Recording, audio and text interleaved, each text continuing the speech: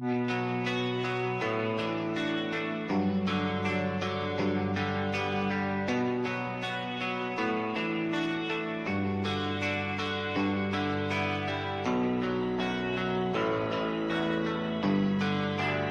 are you feeling? How long have you been here?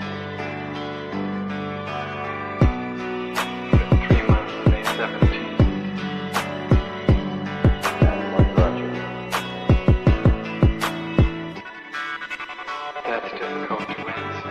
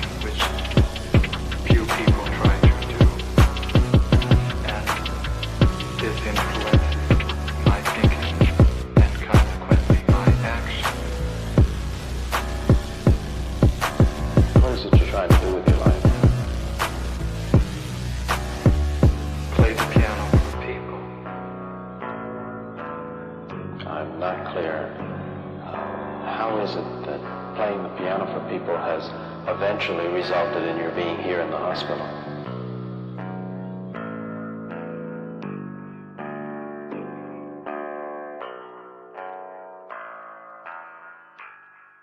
That's difficult to answer.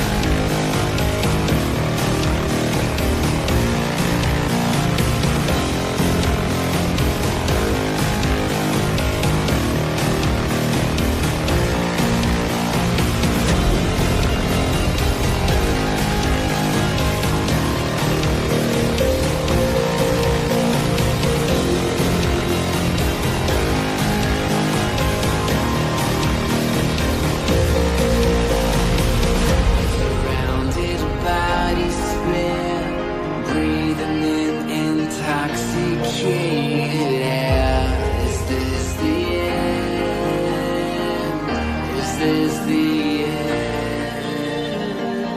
There's a noise inside my head of crying people facing death. Is this the end? Is this the end?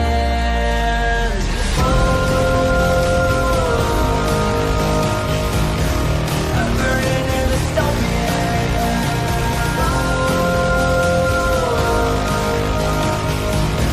there's no place to hide.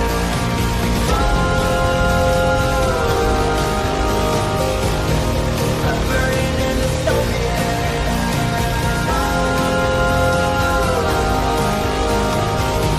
this is the final what have we done to the world?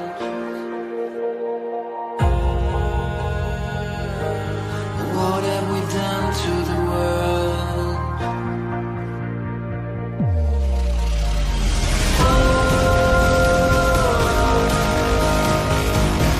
I'm burning in the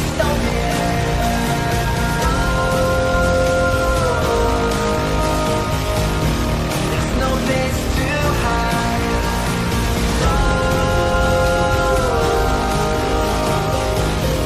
I'm burning in the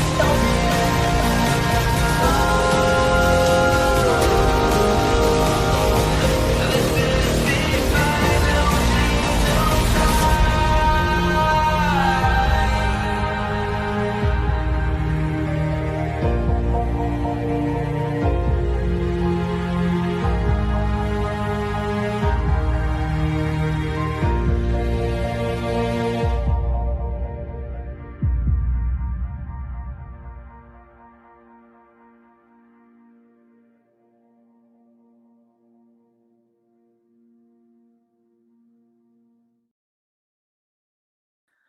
What's up, guys? What's up? What's going on? Hey, I'm sorry I didn't go live at 5 o'clock today. I'm just feeling like super effing tired.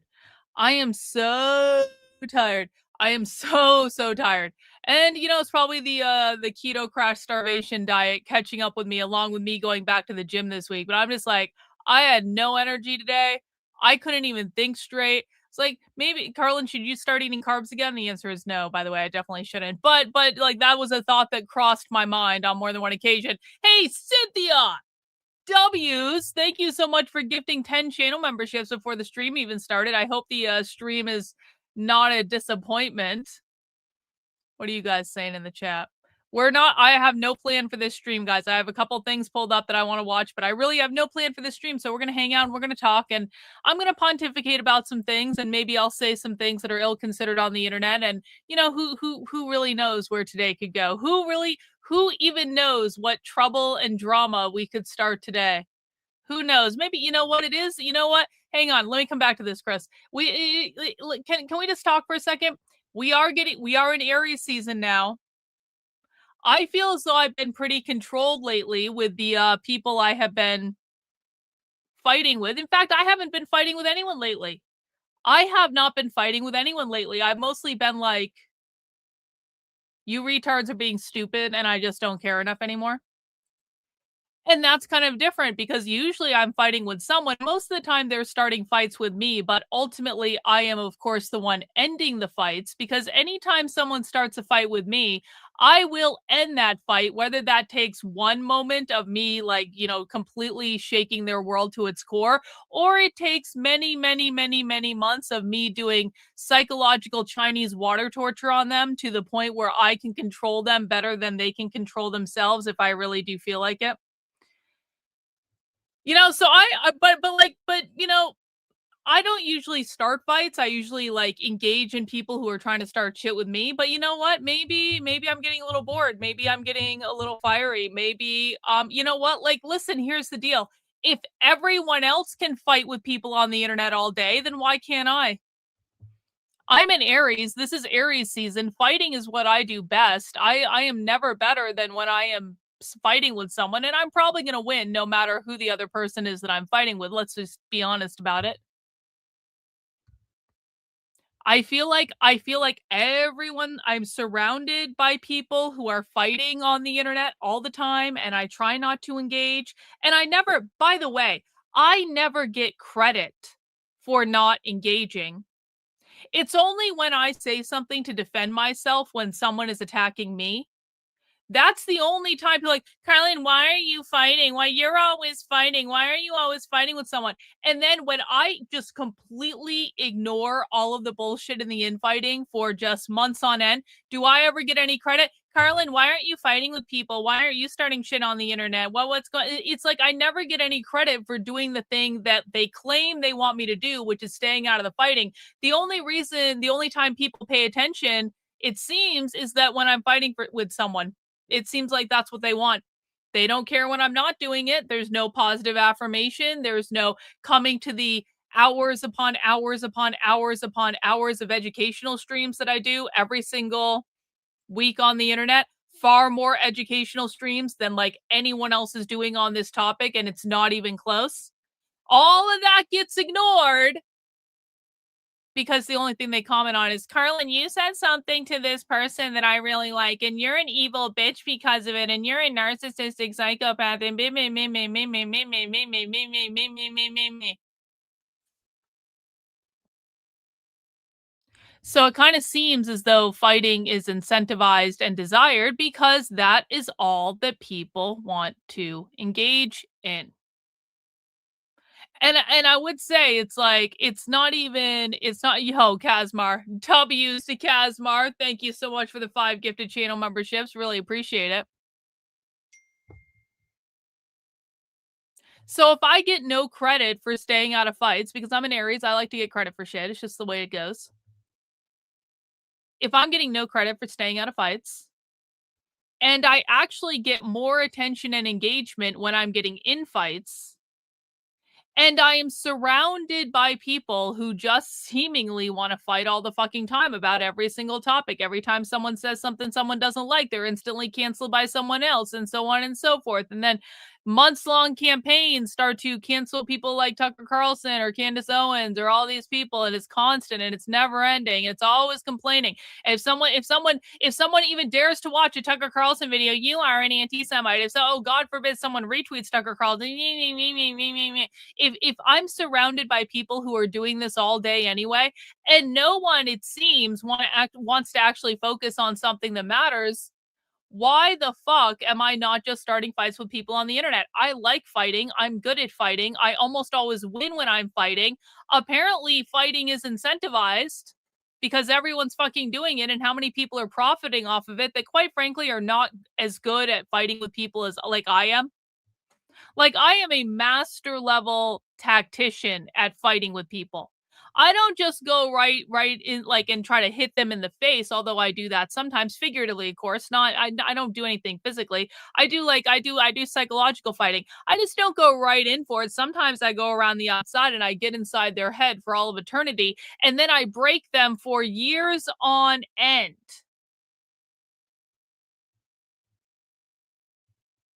So why am I resisting this natural talent that I have? Why can't I just go start fights on the internet? Why can't I do that? I just don't know. Don't know. Don't know. Yeah, everyone tells me, Karlyn, your content's so valuable. Your content's so valuable. Your content's so valuable. And then, I agree. I think my content's incredibly valuable. I think I'm doing shit on the internet no one else is doing. I think I'm doing it at a very high level. I think I'm producing more important content than, quite frankly, most content creators like that are in the sphere I'm in at the moment. But it seems as though people don't want that. They want bullshit and drama on the internet. They want bullshit and drama on the internet. And it's like, at some point you got to say, you don't make the rules, and no one actually cares about anything that's real, and everything is fucking fake and gay.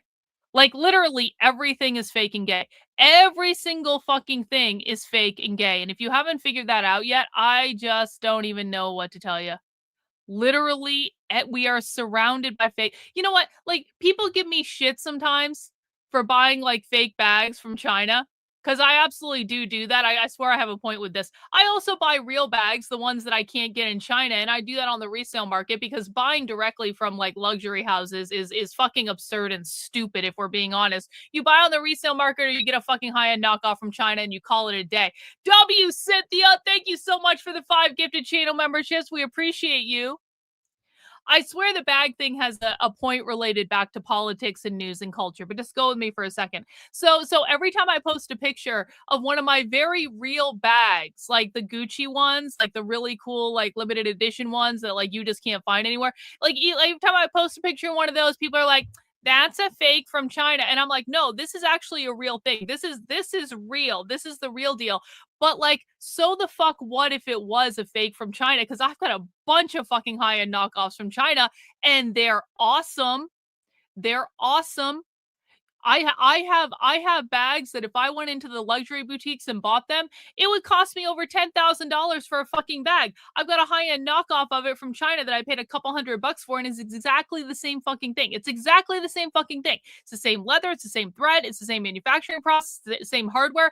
Every single thing is the same because China has mastered knocking off luxury goods to a very high degree of replication. Everything is the fucking same. I can do that for a couple $100 from China, or I can go into the fucking like the boutique in the fancy part of town and pay $10,000 for exactly the same thing. Fuck that. And the reason I say this is it's like, so what if I do buy fakes from China? I am literally surrounded by things that are fake and gay. I'm not trying to resell those things. I'm not trying to defraud those things. Those things are for my personal pleasure and enjoyment. But like, literally, I'm surrounded by everything that is fake and gay all day. And you want to focus on Karlyn gets a fucking handbag from China as the most important thing that's fake? No. There are far more important things than that are fake and gay than the high-end knockoffs I have in my purse collection. I mean, it's just like, what are you even talking about? The Republicans are faking gay. The Democrats are faking gay. Trump is absolutely fucking faking gay. Like everything, we are surrounded, every fucking influencer that is remotely influential in the conservative media sphere is fake and gay. All of our news media is fake and gay. And it's like, you know what? I am surrounded by fakery literally at every single point. There is not a single shred of authenticity that exists with most of the situations that I find myself in, and I don't think I'm alone here.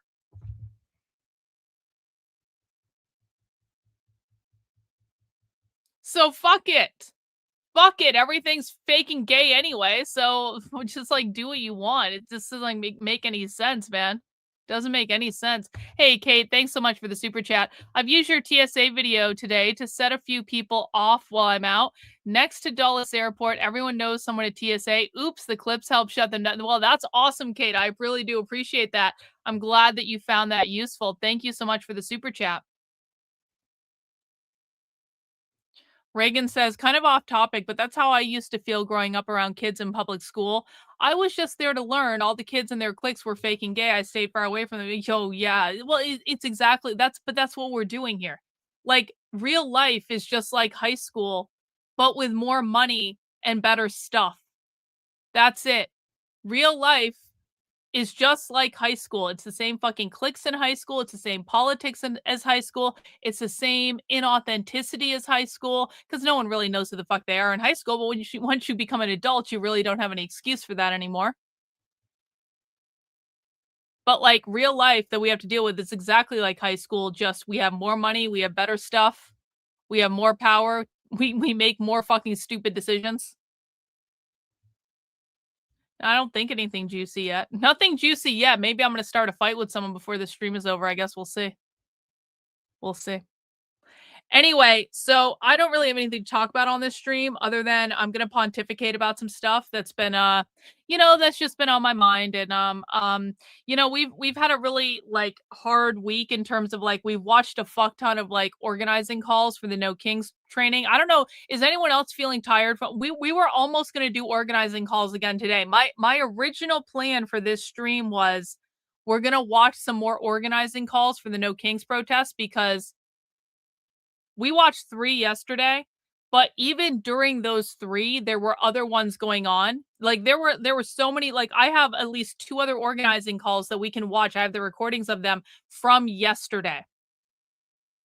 And that was the original plan. I was like, "All right, we're hunkering down. No Kingses this weekend. We gotta keep up on this shit."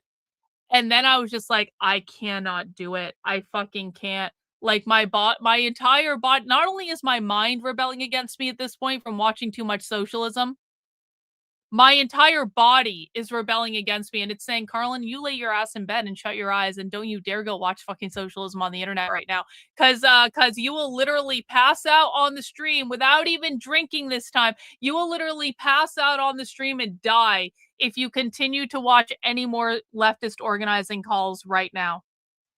See, I have my limits too, guys. I have my limits too with the amount of this content that I can take in.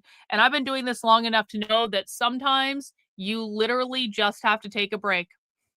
Sometimes this is a good tip for people who are new to my content and new to this kind of like channel. Sometimes you have to take a break. I know when you first discover socialism, it is interesting and it is entertaining and it's different. And you're like, holy shit, they're saying all this crazy stuff and this is real life and we never knew this existed. And you want to watch socialism all the time. I know that because it happened to me. It has happened to so many people on the channel. And you get like an obsession with it because there's just so much crazy shit that people just never even knew existed, and all of a sudden they're down this rabbit hole and they don't want to leave because it's like, what the fuck are they even going to say next?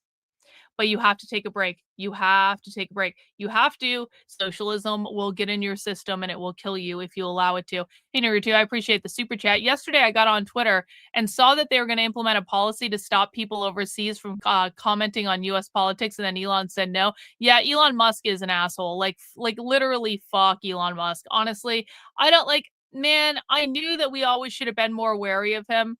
Tech bros are all the same. I fucking hated being around tech bros. There was a time when I was doing stuff with when I was an organizational psychologist, when I was doing that full time, I did work with a lot of places in California. And so I was out in California all the fucking time. And I did work with a lot of different companies. I can't say who because there's like, NDAs and shit like that. And I wouldn't do that anyway because it's not actually the point of the story. But I was working with some like tech companies and startup companies and things like that. And I cannot fucking stand tech bro culture.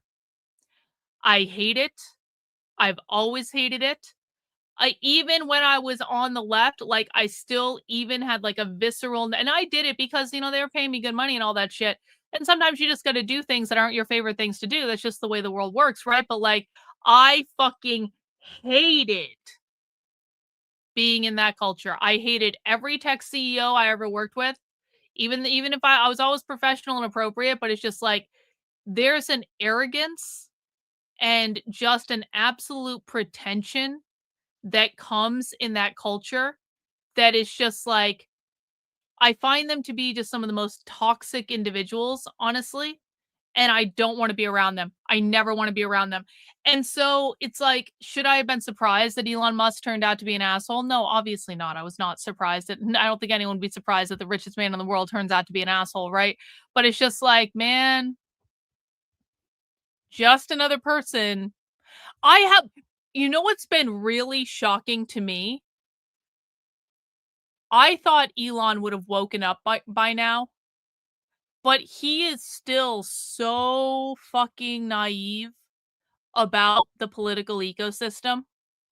I swear to God, everyone who watches my content regularly, you guys are probably more knowledgeable about how the political ecosystem works than Elon Musk is. And I'm not even joking about that. And can we think about that? Either Elon Musk is lying on his Twitter account and he's got a whole stupid, like naive character that he's playing, which I don't think is real. He's autistic. Autistic people usually can't do that shit. At least not well. So either he is incredibly naive or he is putting on some sort of act on the internet.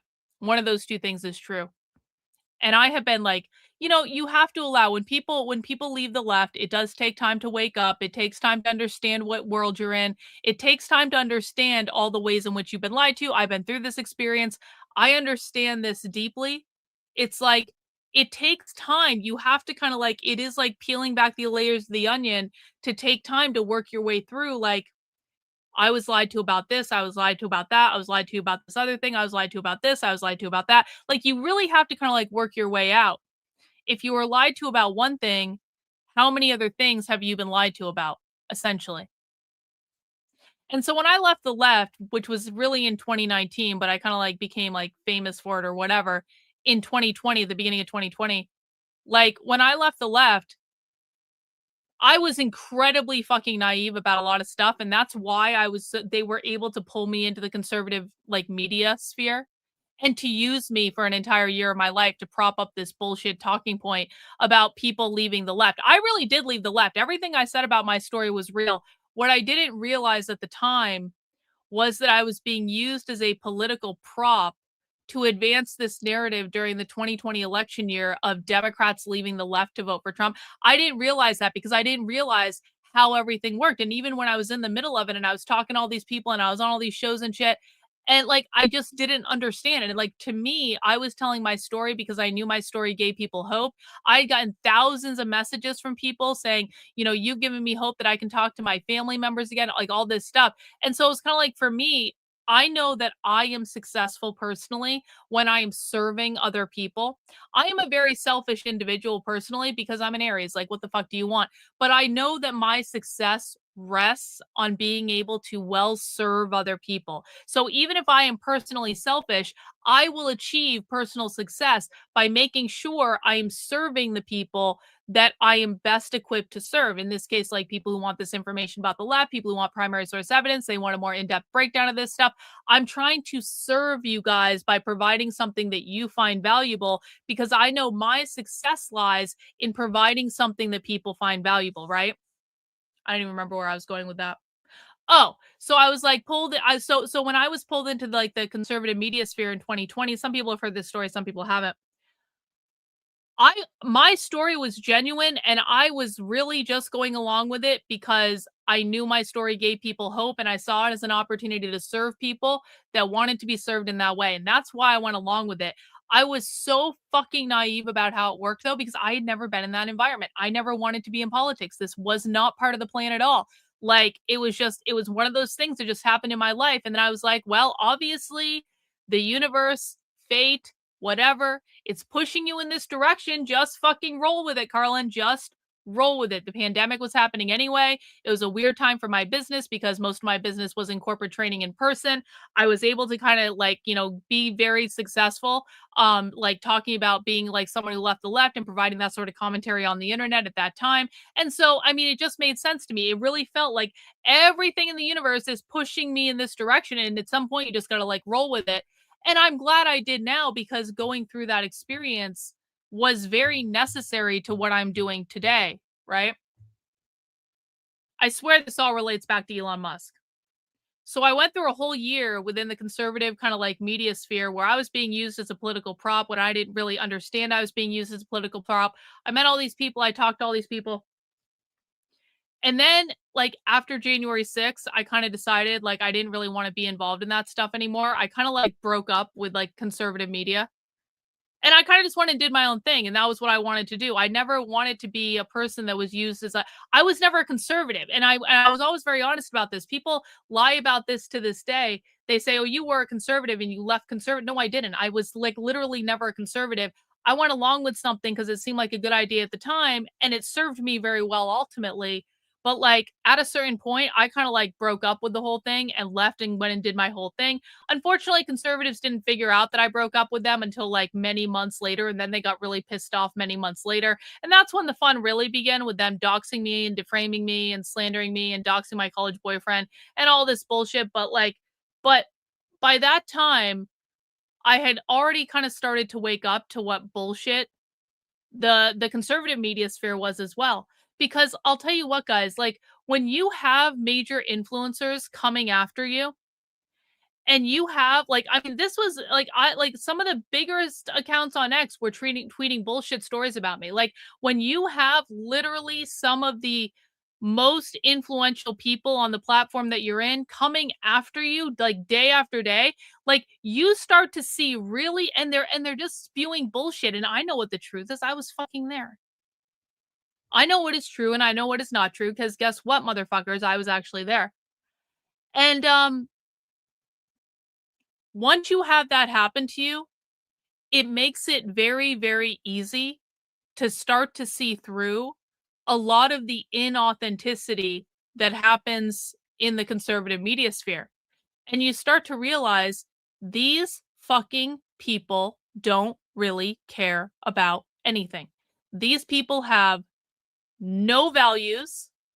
These people have no morals. These people have no vision. These people have no intellectual honesty at all. All they care about is what is going to play the best to get them likes and retweets and replies and clicks on the fucking internet. And if they have to destroy people in order to do that, they will.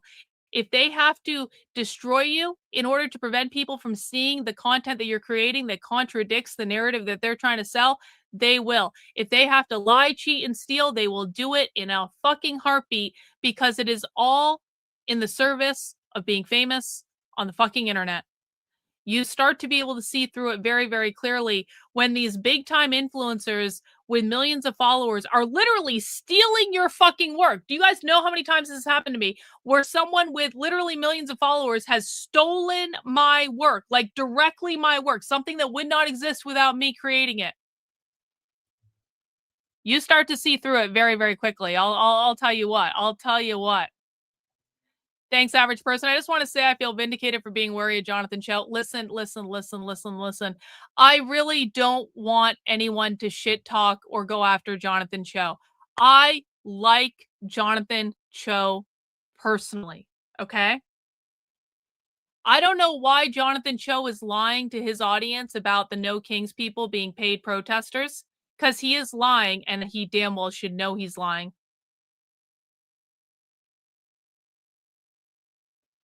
I know that Jonathan Cho is working within an ecosystem, being around Turning Point USA, that if he doesn't follow a certain narrative, and this is not coming from him, he has never said this to me, this is my observation by watching how all of this works.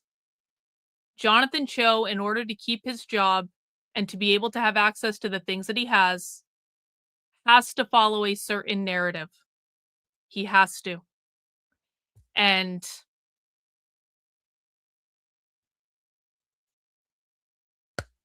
that must really fucking suck. And I have heard from people who are also in positions of working with places that are like that type of profile. I have heard from people privately, multiple people, that they're pissed off that they can't say anything. And because it disrupts the narrative. And so I don't want people to judge Jonathan Cho too harshly for the fact that he's absolutely lying about the No Kings people being paid protesters, and he's spreading misinformation, and he really should cut that shit out. But I understand why he's doing it, because of the environment that he's in. And I really do think he is smart enough to know better, and he knows that the Craigslist ad is bullshit, because anyone with a working brain knows that the Craigslist ad is bullshit, and it always has been. Every fucking time the Craigslist ad shows up, it's always bullshit. If you guys don't know what we're talking about, don't worry about it. But like, it must really suck to be in the world that he's in, because there's a lot of shit he can't say. So I personally am not going to go after him too harshly, although I am going to call him out when he's lying, but it's not a personal thing. I'm not starting a fight with Jonathan Cho, okay? Like, it's not a personal thing. I like him personally. I think a lot of the work he's done is good. I disagree with him intellectually on some things, and perhaps someday we will be able to have that intellectual discussion. Ninja Artist made a sticker making video in the Discord. Right, I'll definitely look that up, Ninja Artist. Thank you so much for the super chat. So I was telling the story about going through like the conservative media ecosystem and like then leaving and all this stuff, and then they tried to destroy me and all this stuff, and being able to see through all of the bullshit influencer content. I want to go back to Elon Musk now because this really started with me talking about Elon Musk and how he should fucking damn well know better. Elon Musk is still incredibly naive for the experience that he has had.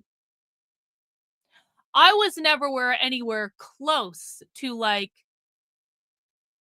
the inner circle that Elon Musk had access to. I had access to like different right-wing organizations and different influencers, and I went on really popular shows and all that stuff. Like I had access to like things that a lot of people don't have access to, and that was cool. But like I was never in the Trump orbit. Trump has no fucking clue who I am. I was never in the Trump orbit. Elon Musk has been immersed in the Trump orbit for like what, 2-3 years now, something like that.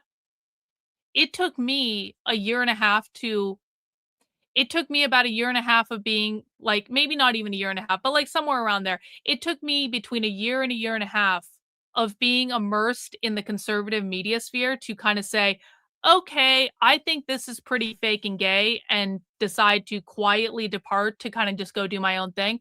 It took me between a year and a half to kind of get to that conclusion that that was the right thing to do. Elon Musk has now been immersed in the inner circle of Republican politics and conservative and MAGA bullshit for years. And you're telling me he hasn't woken up to the fact yet that it's all fake and gay? And he's supposed to be some sort of genius? I think Elon Musk is probably very smart about very many things. He is not smart about this. He is not smart about this at all. Like some of the most basic things I see him saying on Twitter, I'm just like, it's so fucking cringe. It is so cringe. It is so crazy. So that's a big disappointment. Also, there's been something going on with my X account. A couple days ago, it was the weirdest thing. So obviously I have like multiple X accounts, right? Because I have a whole bunch of X accounts because that's the way it is. That's how I roll. And I went to log into my main account, which is the one I'm almost always in. And for some reason, I got a Twitter error page. I got an error page saying just like Twitter is down right now. It looked like the entire website of Twitter was down.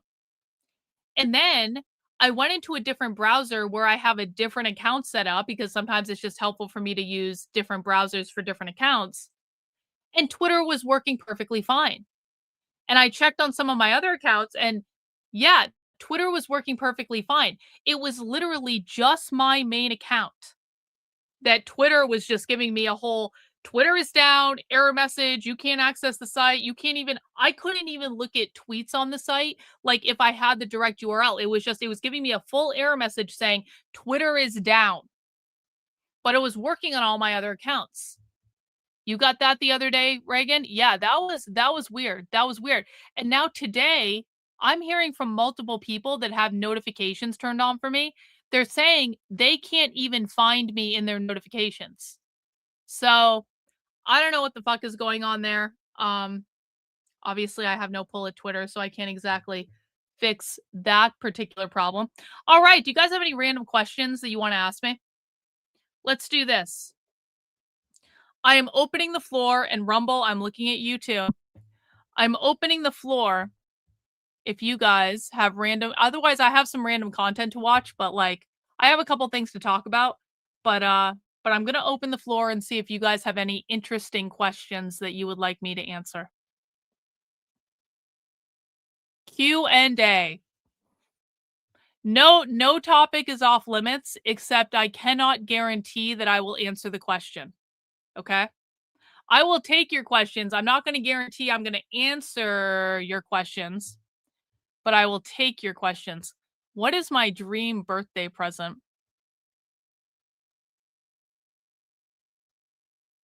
I don't know. I don't know.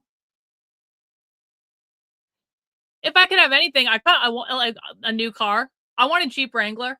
Like, I really want a Jeep Wrangler, and I'm gonna get a Jeep Wrangler at some point. I've been kind of lazy about buying a new car. Victor is like trying to get me to do it. Victor keeps hinting that if I keep buying so many purses, Victor keeps coming home and hinting that if I keep buying so many purses, he's gonna go out and buy a new car. And so, like, he's really trying to drive. He's like, Karlyn, if you can afford all these fucking purses, then we can afford a new car payment. Okay. Like, he's wanted me to buy a new car for like a long time. I want a Jeep Wrangler.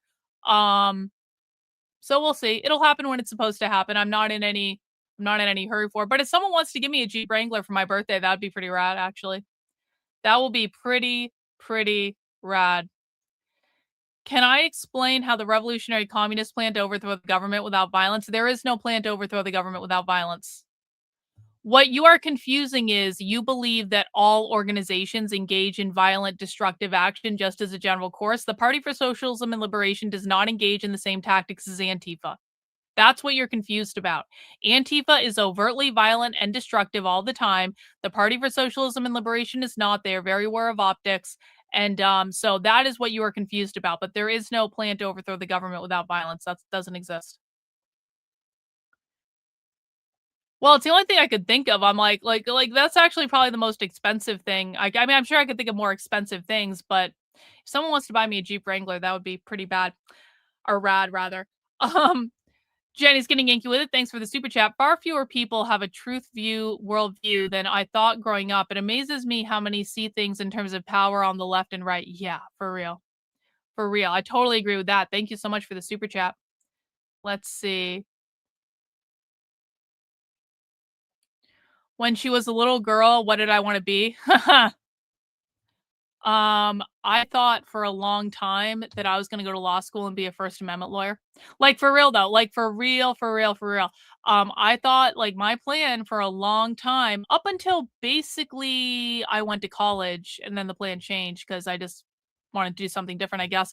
I thought basically my entire from like most like basically like from the time I was even conceptualizing like what a career is, I thought I was going to go to law school and be a lawyer, and I specifically wanted to be like a First Amendment lawyer, like defending like free speech and all that, like unironically.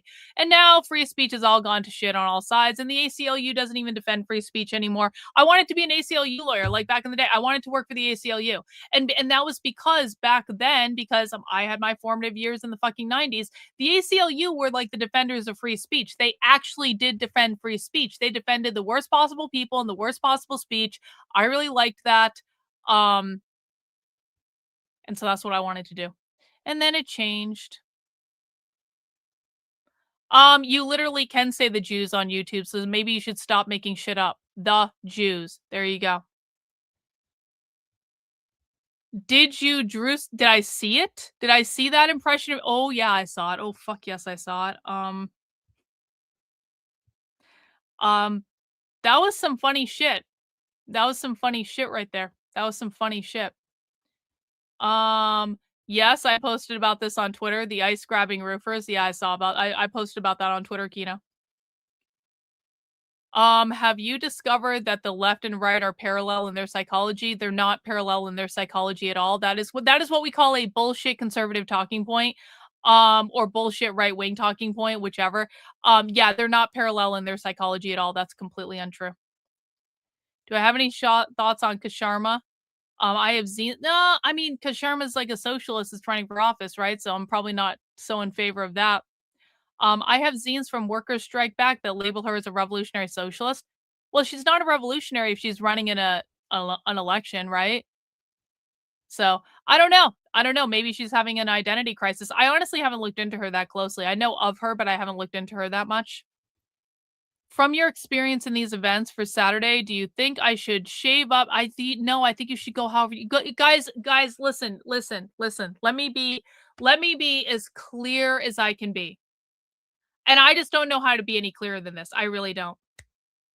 If you are doing the infiltrating the No Kings thing on Saturday, for the love of God, just dress normally. Just don't wear any political slogans. Don't wear any religious slogans. Don't have anything related to politics at all. Just dress normally.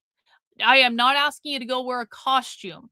I mean, like, it doesn't fucking matter if you shave or not. Do you normally shave? Then shave. If you don't normally shave, then don't shave. I swear to it's like, just be fucking normal. The more normal you are, the more comfortable you're gonna be. And no one should be going dressed up in a costume because you will know that you're dressed up in a costume and then other people will be nervous around you and stuff like that.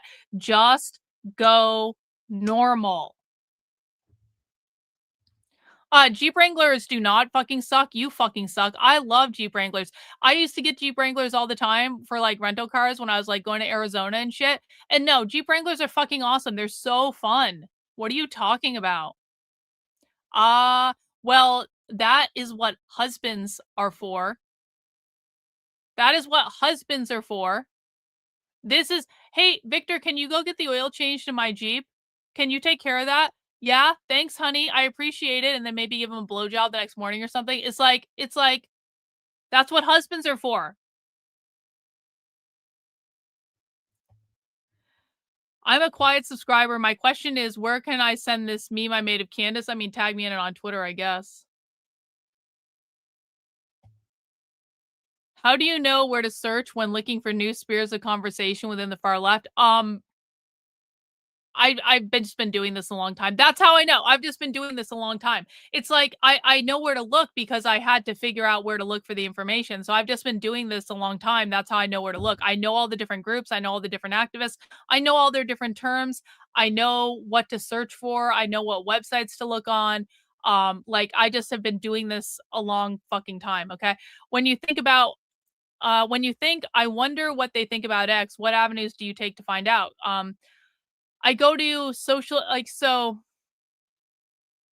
usually what I do is I try to go to a socialist YouTube page of some sort and I look to see if they have any videos on the topic. So I'll go to like the Denver Communists. The Denver Communists have like a million different videos on a million different topics. The Denver Communists will usually be the first place I stop. What are the Denver Communists saying about this? What is Red May saying about this? What are Haymarket Books saying about this? What is Veriso Books saying about this? What's Pluto Press saying about this? What are they saying about this at the Socialism Conference? What zines are they publishing about this? Zines are huge because zines tell you what their political views are on anything or their views on pretty much any topic. So just go to the main zine libraries, go to the Anarchist Library, go to Anarchist News, go to Blue Sky and look it up there and see what they think about it there. See who's talking about it there, and then go find videos of their lectures and stuff like that. Like there's any number of ways that you can go down the rabbit holes, but if you know the key players and you know where to look for the information, it's like this is all public. And so it just takes practice. I've been doing this for a long time, and that's how I know basically how to find anything at this point. Should we start using slurs again? Yes. Yep. Do I believe we live in a matrix? Yeah, probably. Well, I mean, I believe that everything is a manifestation. Our world is a manifestation. And so I believe that we're manifesting our experience at all times. And so do we live in a matrix? Yeah, but it's a matrix we're in control of if we understand how to control it. Do I think fish ever get thirsty? Probably not in the same way we do, I would think. It's almost always better to forge your own path. Yeah, truly. Yeah, that's very true. Truly believing in yourself can be the hardest challenge in life. Many lack the courage to stand alone. Yeah, has not always been easy. Jacob or Edward, obviously. I will take the sparkle vampire over the werewolf every day of the week. Like fucking obviously. Like I don't even know. I don't even know why this is controversial. Any thoughts on Joe Kent's interview today on Sean Ryan? I haven't seen it, so I'm not going to comment on it. I have no idea. I think I'm way behind in the chat, guys, so I'm just going down. If you have questions, put them in the chat. You can ask any question. I can't guarantee I'll answer it, but you can ask any question. You have to go on an island alone for 30 days. You can only bring one thing. What would it be?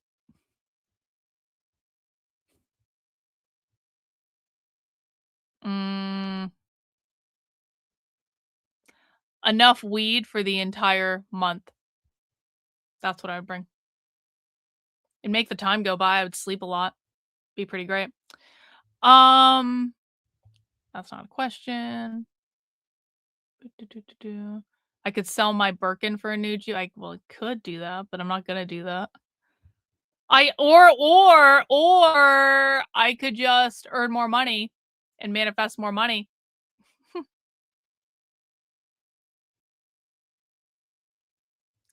You can say Israelites. You want to know how? Israelites. Like, would you recommend that that you unfollow those untrustworthy accounts and misinform people? I'm not going to tell anyone who to unfollow. Be the best, like make the best decision for you. I'm not going to tell anyone who to unfollow. What I will remind you is that your worldview will be shaped by the content that you consume. So if you're consuming a lot of like bullshit content, if you're consuming a lot of this bullshit narrative content, your worldview will be made up of bullshit narrative and will not be hinged into reality. We see this all the time with certain people in the community, human centipede, that keep consuming conservative bullshit content and they're so smart and they know so much about the far left, and then they consume conservative bullshit content. They come back in the chat with conservative bullshit talking points, and I'm like, what the fuck have you been doing? And of course they've been listening to conservative bullshit. And so it's like even smart people, if you are only consuming so much content in the day, your worldview will be shaped by the content that you're consuming. So personally, I always keep in mind the content that I'm looking at. I'm trying to look at it from a detached perspective to understand here's what this group thinks, what this group thinks, what this group thinks, what this group thinks, what this group thinks. I'm categorizing people when I look at the content. I'm not just like randomly engaging with it and believing everything because it's like what I want to hear. And so I find it helpful I find it helpful to look at the content from a detached perspective. If you are unable to maintain a sense of detachment when you're looking at things, then just block people that you know who lie to you. And always assume if someone lies to you once, they're going to lie to you again and again and again and demand to see primary source evidence. This is why we only use primary source evidence here. You'd never have to, not that I lie because I mean, every once in a while I do, but like most of the time I don't. But even if I did, even if I lied to you, we would still have primary source evidence. And so you don't actually have to believe a thing I say. You can just look at the damn video. So I don't know. I like once someone proves to me that they are untrustworthy, I kind of turn them off in my head as being a source of information that I would consume. Because it's like, if they're willing to do it one time, they're willing to do it every time, sort of thing. But you have to decide what you want to do. Do do do. Do you think in the near future we'll get to the point where we'll have a draft? I don't know, man. I don't know. I hope it doesn't, but I guess we'll see. I didn't vote for this shit though, so not my problem.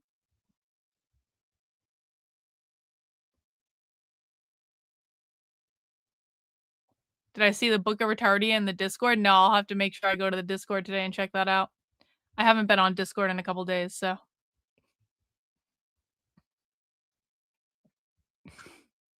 I'm just scrolling through the chat, guys. Well, I think I'm way far back in the chat. Oh, here's a super chat. Thank you so much, average person. Here's a template for outfits for no kings. Here is a template for what to wear to no kings. Solid, simple, patterned t-shirts, blue jeans, tennis shoes, black or navy hoodie. That's a great fucking, that is a great template. And listen, if you want to wear a maroon hoodie or a yellow hoodie or some other color hoodie, you can do that. You do not have to stick to drab colors. Just dress fucking normal. Just dress normal.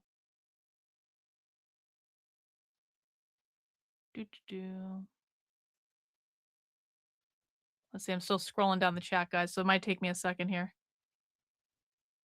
If I miss your question, I apologize, but I'm just trying to like get through the chat. Can you tell me about the anarcho-communists or ANCARMs? There's so many forms of, I mean, anarcho-communists are revolutionary communists. Like, first of all, there is no such thing as like a libertarian socialist. Like, that's not real. Anarcho-communists are communists. They're revolutionary communists. Anarcho-communists want to abolish the government. They want to get rid of the Constitution. That's who we cover on the channel. Anarcho-communists are communists. They might try to convince you they're libertarian socialists. They are not. They are not.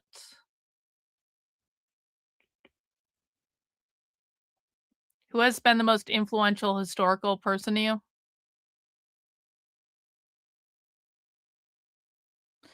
I don't know if I would say anyone really, at this point. I probably would have had a different answer like 7 or 8 years ago, but, like, you gotta understand that I now make the assumption that I was lied to about every part of history. So it's kinda hard to really say this person was an inspiration, was influential to me when I'm like, probably everything I think I know about that person is a lie and propaganda, so I don't know, man, I don't know. I don't know, I'm much more influenced by, like, art that and by art, I mean a variety of things. I mean, people creating art or people creating cool things or just like, like things you see in a museum, like, things that are just beautifully crafted and put together or things like that. Cultural things, music. I'm much more influenced by like that sort of thing, like movie references, like horror movie subculture. I'm very influenced by that. Like I'm like this is gonna be shocking to people. I'm very influenced by like horror movie subculture. Like I love that shit. I know this is shocking information. Um, so I'm much more influenced by stuff like that than I would say I'm influenced by historical figures. So it's more just like cultural and artistic and things like that. That's why I also like buying bags, by the way. The bags I buy are like art pieces. The bags I buy are not like a typical kind of like random fucking leather hobo bag or whatever you could get at Target or whatever. The bags I buy and even like, even like the t-shirts I have in my store, like they're artfully done. They are art pieces. So that's why I like them. Doo-doo-doo. I watched the Woke 101 and Queer Marxist videos. Edelman's queer concept about no, no, no, no, no, no, no. This is an instance where you were given conservative clickbait that was not hinged into reality. And so I would that's not did I bring this up at all in the trainings? There's a reason why I didn't bring it up in the trainings. It's not hinged into reality. It's another conservative bullshit narrative. So no, no, no, we're not talking about that. The conservative obsession with pedophilia is honestly going to get all their kids queered. It really is. Hey, thanks, Trendlin, for being a member of the channel for 4 months. When are you going to do another Nitwits episode with Andrew Wilson? Is Andrew Wilson doing anything interesting? Like, I don't even fucking know. I truly don't even know what's going on with Andrew Wilson, and I truly don't really even care, I guess. I find it all very boring. I find it all just to be low IQ retardation, and I'm just not interested. I don't know. I am not interested at all. Have my boobs shrunk from the diet? I don't know that they shrunk, but they definitely got, like, more perky. Like, my boobs look fucking great, and my boobs always looked great. They always did. Just saying. Not that they're ever gonna be shown on the internet for anyone who has that question, because 'cause they're not. But, like, my boobs always look fucking great, but, like, they've got, like, super fucking perky since I lost weight. They look phenomenal. They look phenomenal now, so I don't know that they've, like, shrunk exactly, but, like, they've definitely gotten better. Jenny's getting inky with it. Do you think we're in a dark age? I don't know. I don't know. I'll have to think about that one. I mean, maybe we're headed into a dark age. Oh, yeah, if you're in a place where it's really warm for the No Kings protest, don't wear a fucking hoodie in 90-degree weather. Just dress normal. Just dress fucking normal. Do you think people understand how to dress nowadays? Well, how should people dress? People should dress however they want. Like, I don't even know what this question is. People should dress however they want. I'm right now, I'm wearing a t-shirt that's 4 sizes too big for me because I've lost a lot of weight, but I still like wearing the oversized t-shirt because I think it looks cool. Also, I just have a ton of them. I'm not wearing any fucking bra. I'm wearing sweatpants. I would have no problem wearing this outside if I wanted. Like I dress in like leggings and t-shirts a lot of the time. I like I don't understand this question. Do you think people understand how to dress? People should dress however they want. People should dress however they're comfortable. People should like I do sometimes have fun playing with clothes and stuff like that, and obviously with bags and things like that, but like do whatever the fuck you want. Like, why is there a certain way to dress? Yeah, don't wear a fucking Che Guevara t-shirt. Just be fucking normal.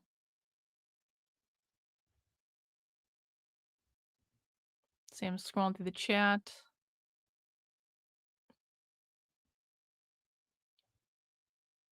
Wow. What a great question. Raven or Tommy Dreamer? Raven, and it's not even close. I had such a crush on Raven. I did. Oh my god, that guy back in the day. Oh my fucking god. I had such a crush on that guy. And if you don't know who we're talking about, don't worry about it. But like Raven, every day of the week, not even close. I never even liked Tommy Dreamer. I always preferred Sandman to Tommy Dreamer anyway. So, but no, Raven was one of my favorites. And then later I found out he was Jewish and like, whatever. I guess no one's perfect. See, I had no concept of the Jewish thing back when I was watching ECW, okay? ECW was so fucking good though. Like ECW, where you had to wait up until 1 a.m. to find it on like the random channel and you never quite knew what time it was going to come on, but you knew ECW was going to be fucking awesome. And I remember when ECW had their first pay-per-view. If you don't know what I'm talking about, you had to be there to be. If you know, you know, all right? I remember when ECW had their first pay-per-view and that was a really big deal. And then one of the fucking highlights was when ECW took over Monday Night Raw. Does anyone remember this? That was so fucking cool. I loved ECW. I think one of my biggest regrets is that I never got to go to an ECW live event, but I was still young. And so, but like ECW was the fucking best.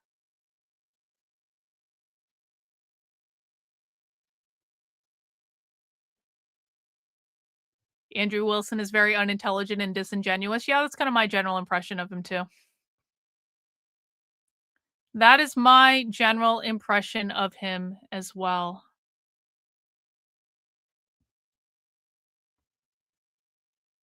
Let's see, I'm just scrolling through the chat, guys.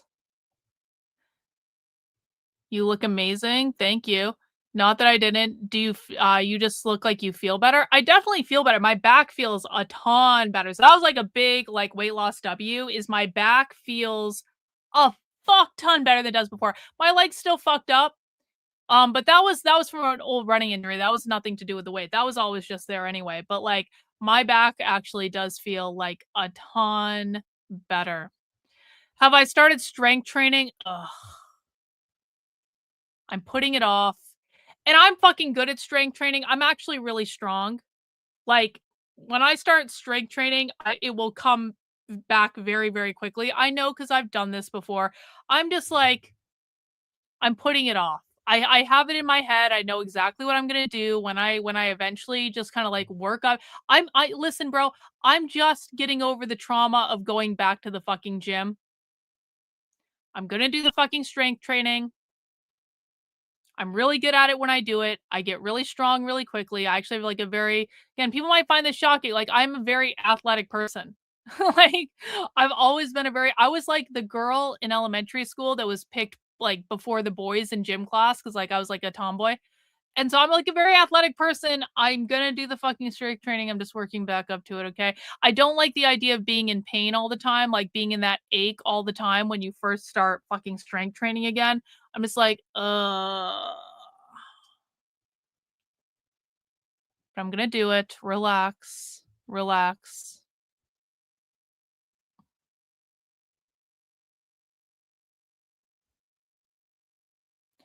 What is my view on Zionism and how it affects our country? Fuck Israel. Fuck Israel.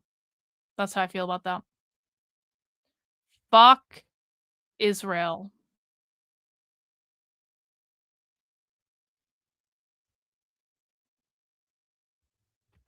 Let's see.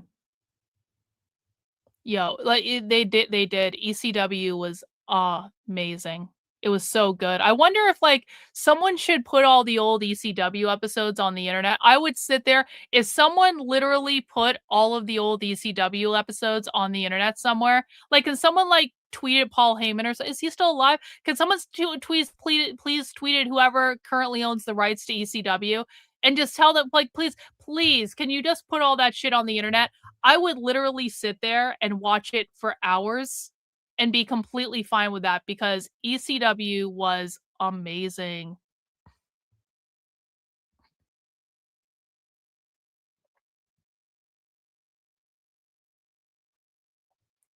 What's my take on the aliens and possible disclosure of UFOs, military tech, most likely?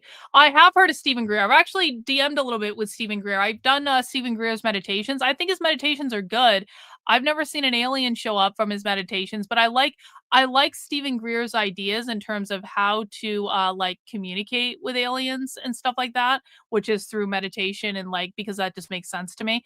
I would love to do one of his retreats sometime where he goes out into like the middle of the desert and they all meditate at the same time and they all allegedly attract an alien. I think that'd be really cool. I hope that the aliens show themselves like soon. That'd be rad. Do I know about ECW? Oh yeah, I know about ECW. Yes, I know. He is. Oh, I wasn't sure. I don't even know anymore. I don't even know. I feel like it was a million years ago. But I'm glad Paul Heyman's still alive. Someone tweeted him and tell him to put ECW on the internet. That'd be great.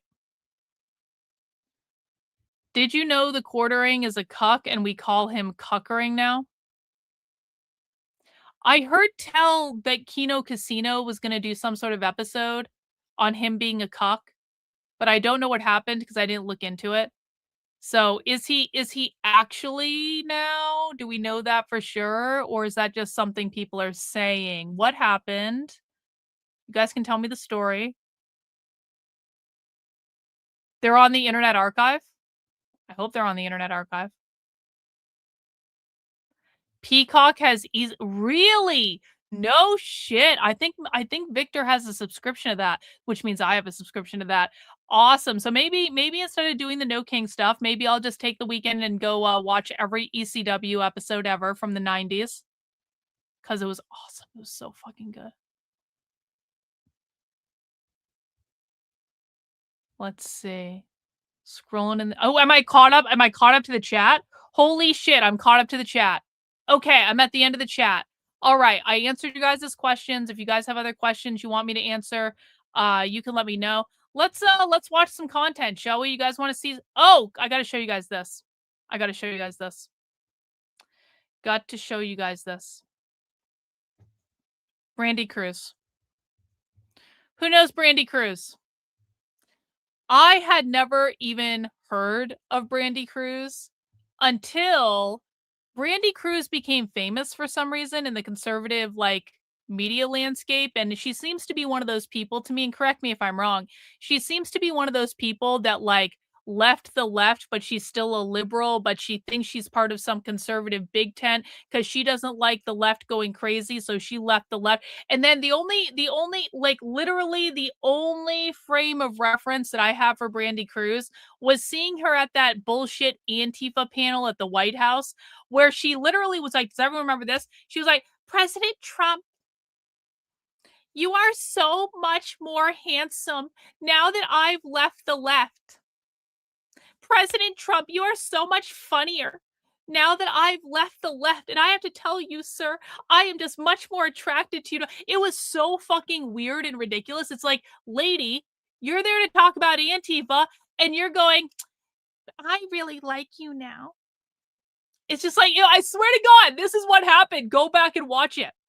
Anyway, the other offensive thing that Brandy Cruz did at that White House press conference, or the fucking Antifa panel where they all were just spewing bullshit and didn't know what the fuck they were talking about, Brandy Cruz was like, well, President Trump, we all know that the DSA and Antifa are basically the same thing. And I flipped my fucking shit.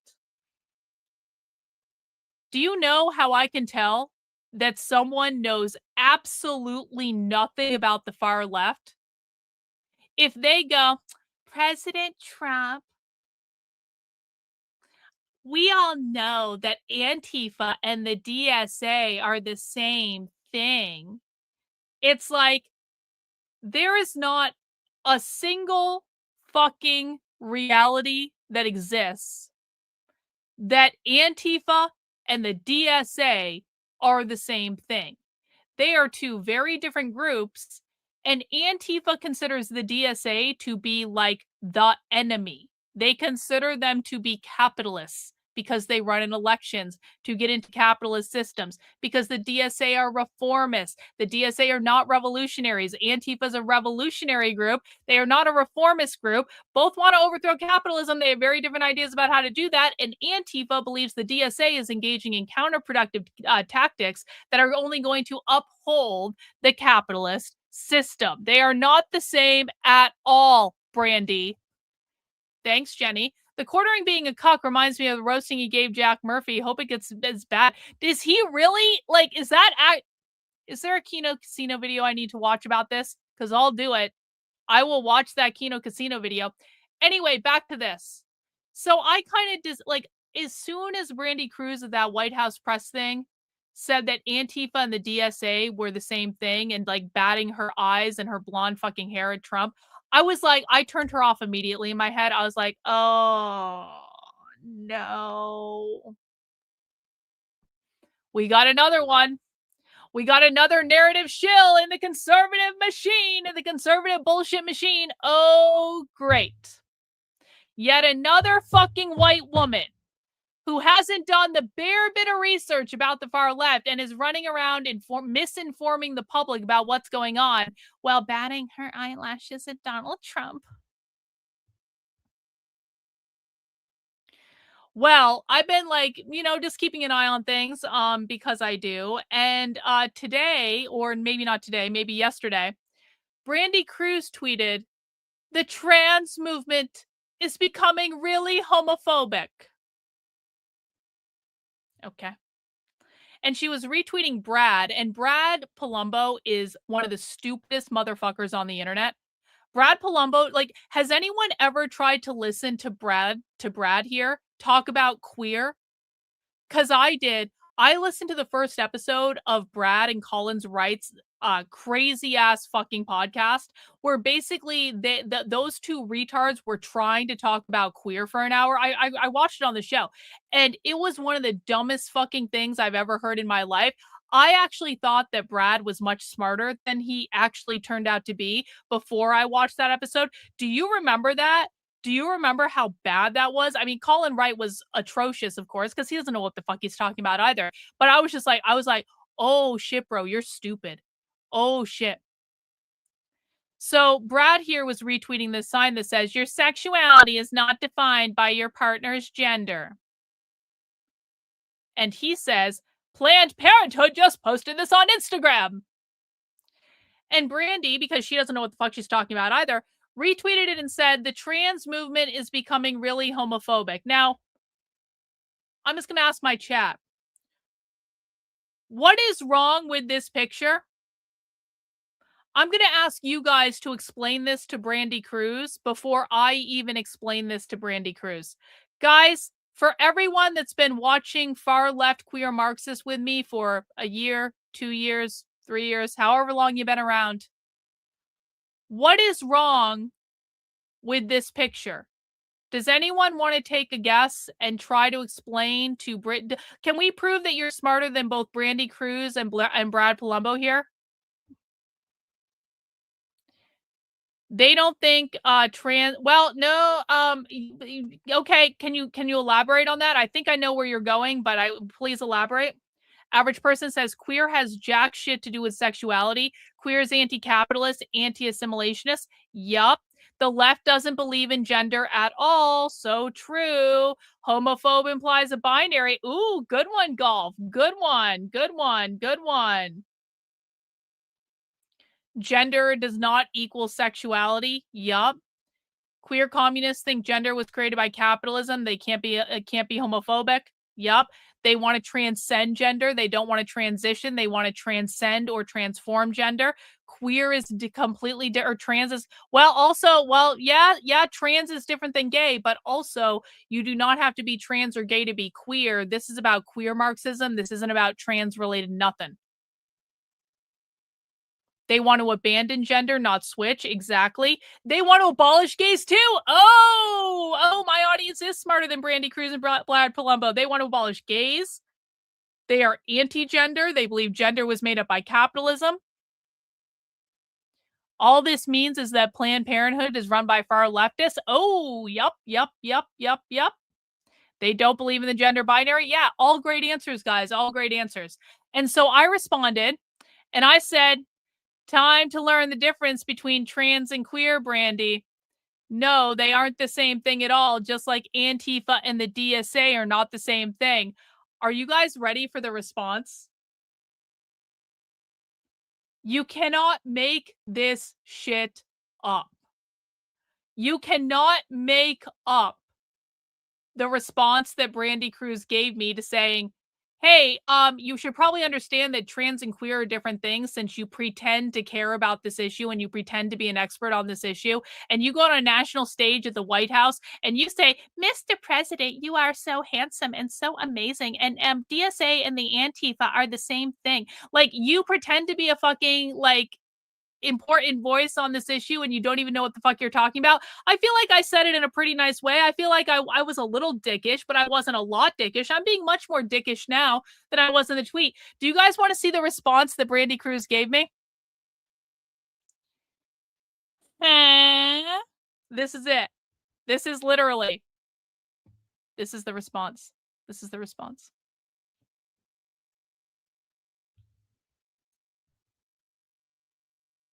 That's the response. That's the response to me saying, hey, Brandy, time to learn the difference between trans and queer, girl. Time to learn the difference between trans and queer.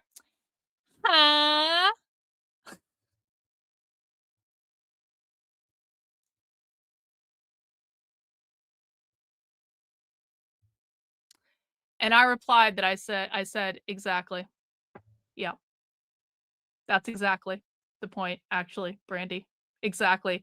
It just could not have been a better, more accurate response. It just, like, if you guys want to tell Brandy Cruz, if you want to reply to this tweet by Brandy Cruz and just, say whatever you want to say. I'm not going to tell you guys what to say. There's the link to the tweet if you guys want to, if you have something to add to the conversation. I mean, I feel like the more voices in this conversation, the better. I feel like you guys are obviously smarter than her because you've actually watched this content that she has no fucking clue about. You've actually taken the time to study the thing that she claims to be an expert in. You guys in the chat obviously know more about this than her and all of her fucking classical liberal friends combined. If you guys want to say something to her and contribute to the conversation, maybe you guys can be more successful than I am. I know Reagan tried so hard. Reagan tried so hard to tweet at her and say, here, Brandy, is some informational content, because Reagan is much nicer than me. And so when I'm just like dismissing someone entirely because I'm just like, this is literally you, girl. This GIF is literally you, Brandy, and you have no fucking idea. And it's like Reagan was like, Karlyn, maybe we should try to educate her. And I'm like, okay, whatever. Whatever. Thanks, average person. Brandy Cruz lamented she wasn't on the fascist wall at the book fair. Just shows how not intimidating they are. Yeah, I was on the fascist wall and Brandy Cruz was not on the fascist wall. Yeah, because because they're actually fucking afraid of me. They're actually afraid of me. They're not afraid of Brandy Cruz at all. That's why Brandy was not on the fascist. I'm not even in the Pacific Northwest.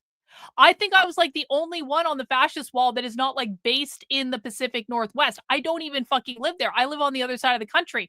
And I still beat this dumb bitch out for the fascist wall. Too bad, so sad, Brandy. Too bad. So sad. Too bad. So sad. So that was the first thing that happened.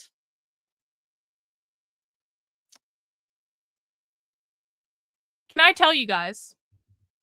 Can I tell you guys about a plan that I'm thinking about very, very strongly right now? Can I tell you a plan that you know, some days when I'm not feeling well and I'm just kind of like sitting around, fucking around on my phone, and you know, some days when I'm just left to my own devices. And I'm just like laying in bed because I have no energy and I'm just fucking around on my phone and all that. Sometimes I come up with ideas. And I got to tell you guys, like, I'm seriously thinking about, as though I need another project. I know I need another project, like I need a fucking hole in the head. I know. I always abandon shit and move on to other things. I'm an Aries. Like, what the fuck do you want? I'm a fire starter. I'm a shit starter. But I think this could be a good and funny thing for us to participate in. Okay, so just hear me out for a second. What if I started creating content, doing like breaking news updates on the fights that are going on Twitter? Obviously, I would probably call it X because, you know, you have to, like, whatever, but it'll always be Twitter to me. What if there would be a shit ton of content, and you're telling, like, people fucking love this drama shit. Like, breaking news. Ben Shapiro is in another fight with Nick Fuentes. Breaking news. Laura Loomer has released a dossier on Tucker Carlson that says that Tucker Carlson slept with his great aunt, or some such shit like that. It's like literally just like quick news updates of like, here's all the crazy shit that's being said against all the people, and I'm literally just yeah, Kino Karlyn. Yeah. And I like this idea so much. That right before I went live on this stream, I may have created a Twitter account. Like, I literally just created this, called Drama on X.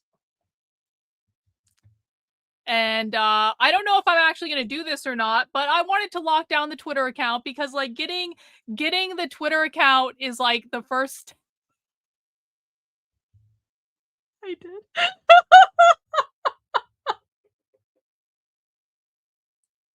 I did.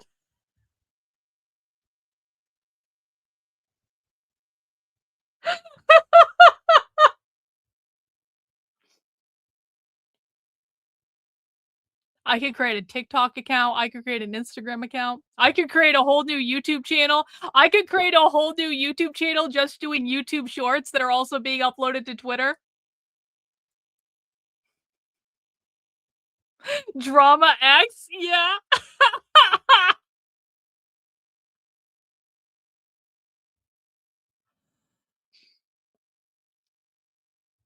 So I don't know if I'm actually going to do this, but I feel like it's a good idea. Like, you know, we need to, like, it's time to up the rage bait a little bit. Can we up the rage bait? Can we?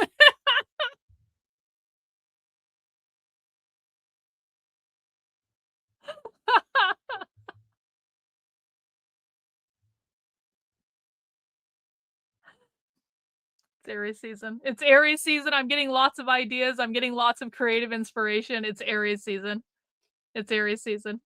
So maybe I'll do that. I don't know for sure if I'm gonna do that, but maybe I'll do that. I guess we'll see. Let me see. I have some other stuff pulled up here. Let's apparently Joe Rogan is talking with Dave Smith, who's a total asshole, but you know, whatever, Joe Rogan's fine. Like, it's apparently Joe Rogan is talking to Dave Smith about how MAGA are a bunch of retarded cringe losers. Hang on, let's listen. Oh, hang on. Make America Hang on. I can't hear shit. Don't have the sound set up. Never forget, guys, I'm a professional streamer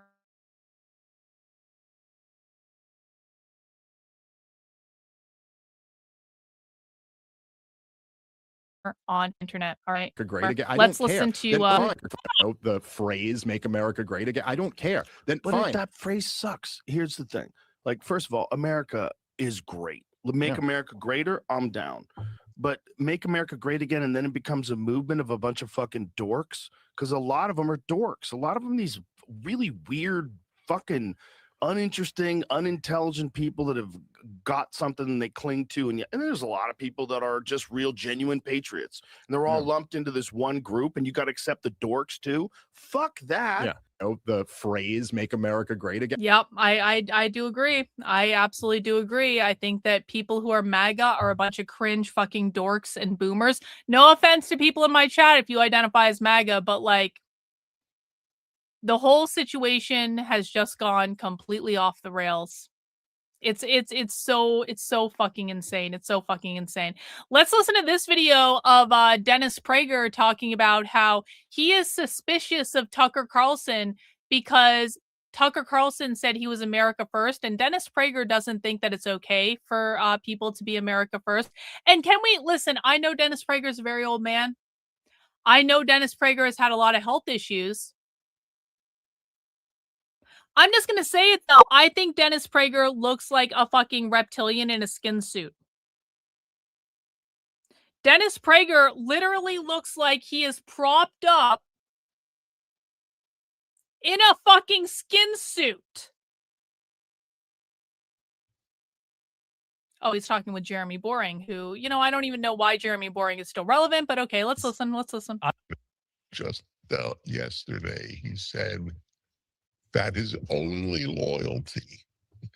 Now notice he used the word only.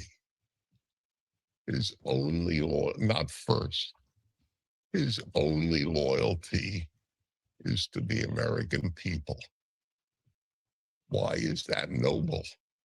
Why is it noble for someone's only loyalty to be to the American people?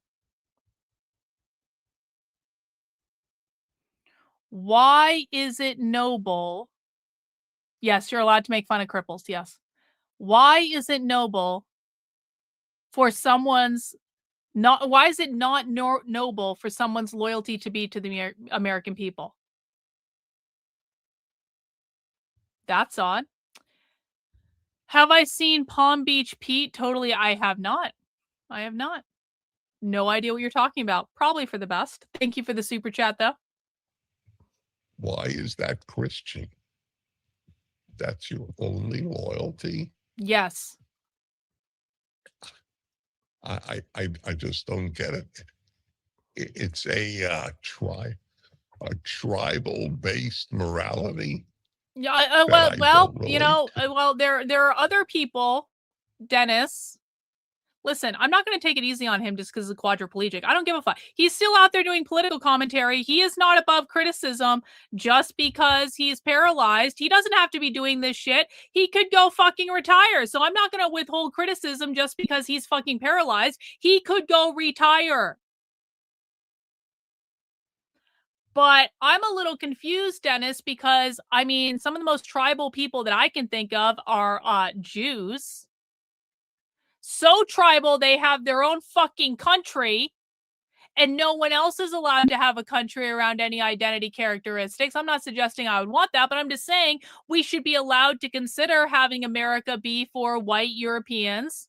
I'm not suggesting I want that. I don't know that I do want that. And that's honestly the God's honest truth. Because can we all agree? White men are fucking annoying. Not all white men, but many white men are fucking annoying. And many white women are fucking annoying too. And so I'm not suggesting that I necessarily want that, but like I'm saying we should be able to consider the idea, but we can't do that. But Jews can have a whole fucking country. That seems pretty tribal to me. It's not even a truthful statement. I mean, I don't know Tucker Carlson on a personal level. As an observer, though, he certainly has other loyalties than just to the American people. He's expressed additional loyalties. He said he has loyalty to the United States, which presumably is different than the people. He's obviously got loyalty to his family, one would assume, to his brother very publicly, very obviously. I know people who've worked for him, both at Fox and at his network. When he first started the Tucker Carlson network, he hired a bunch of Daily Wire and former Daily Wire employees. And by all accounts, he shows great loyalty to the people who work for him.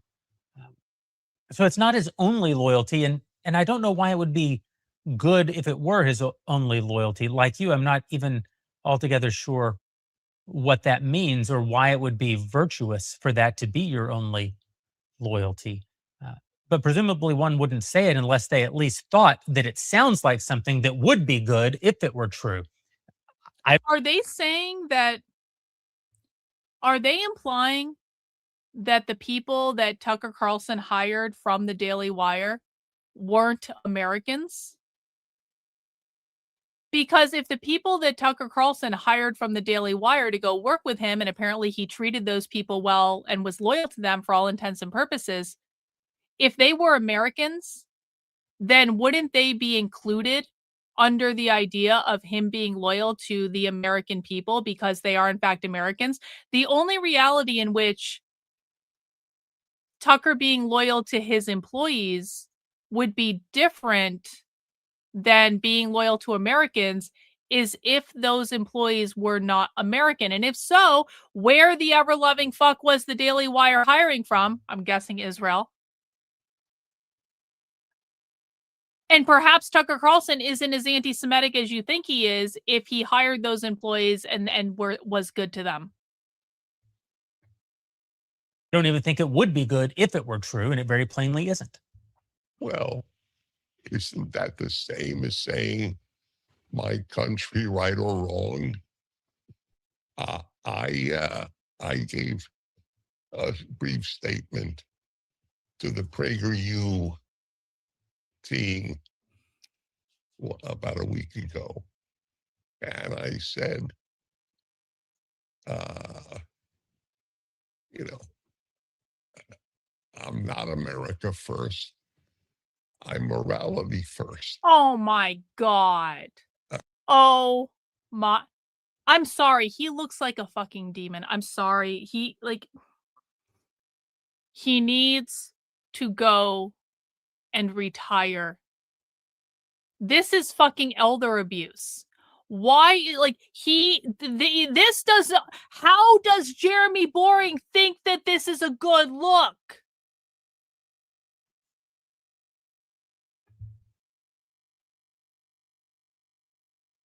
I mean, come on. I just I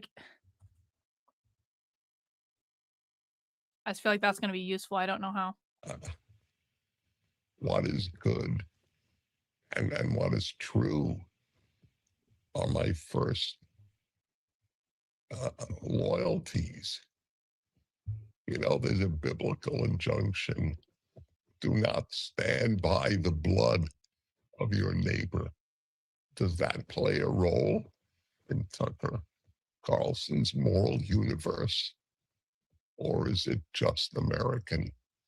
I wrote a piece a few years ago. Is it America first? Or is it No, America? I don't feel any, I truly don't feel anything. I don't feel anything. I don't feel anything. Dennis Prager used me and my story and my life for a year to prop up a narrative.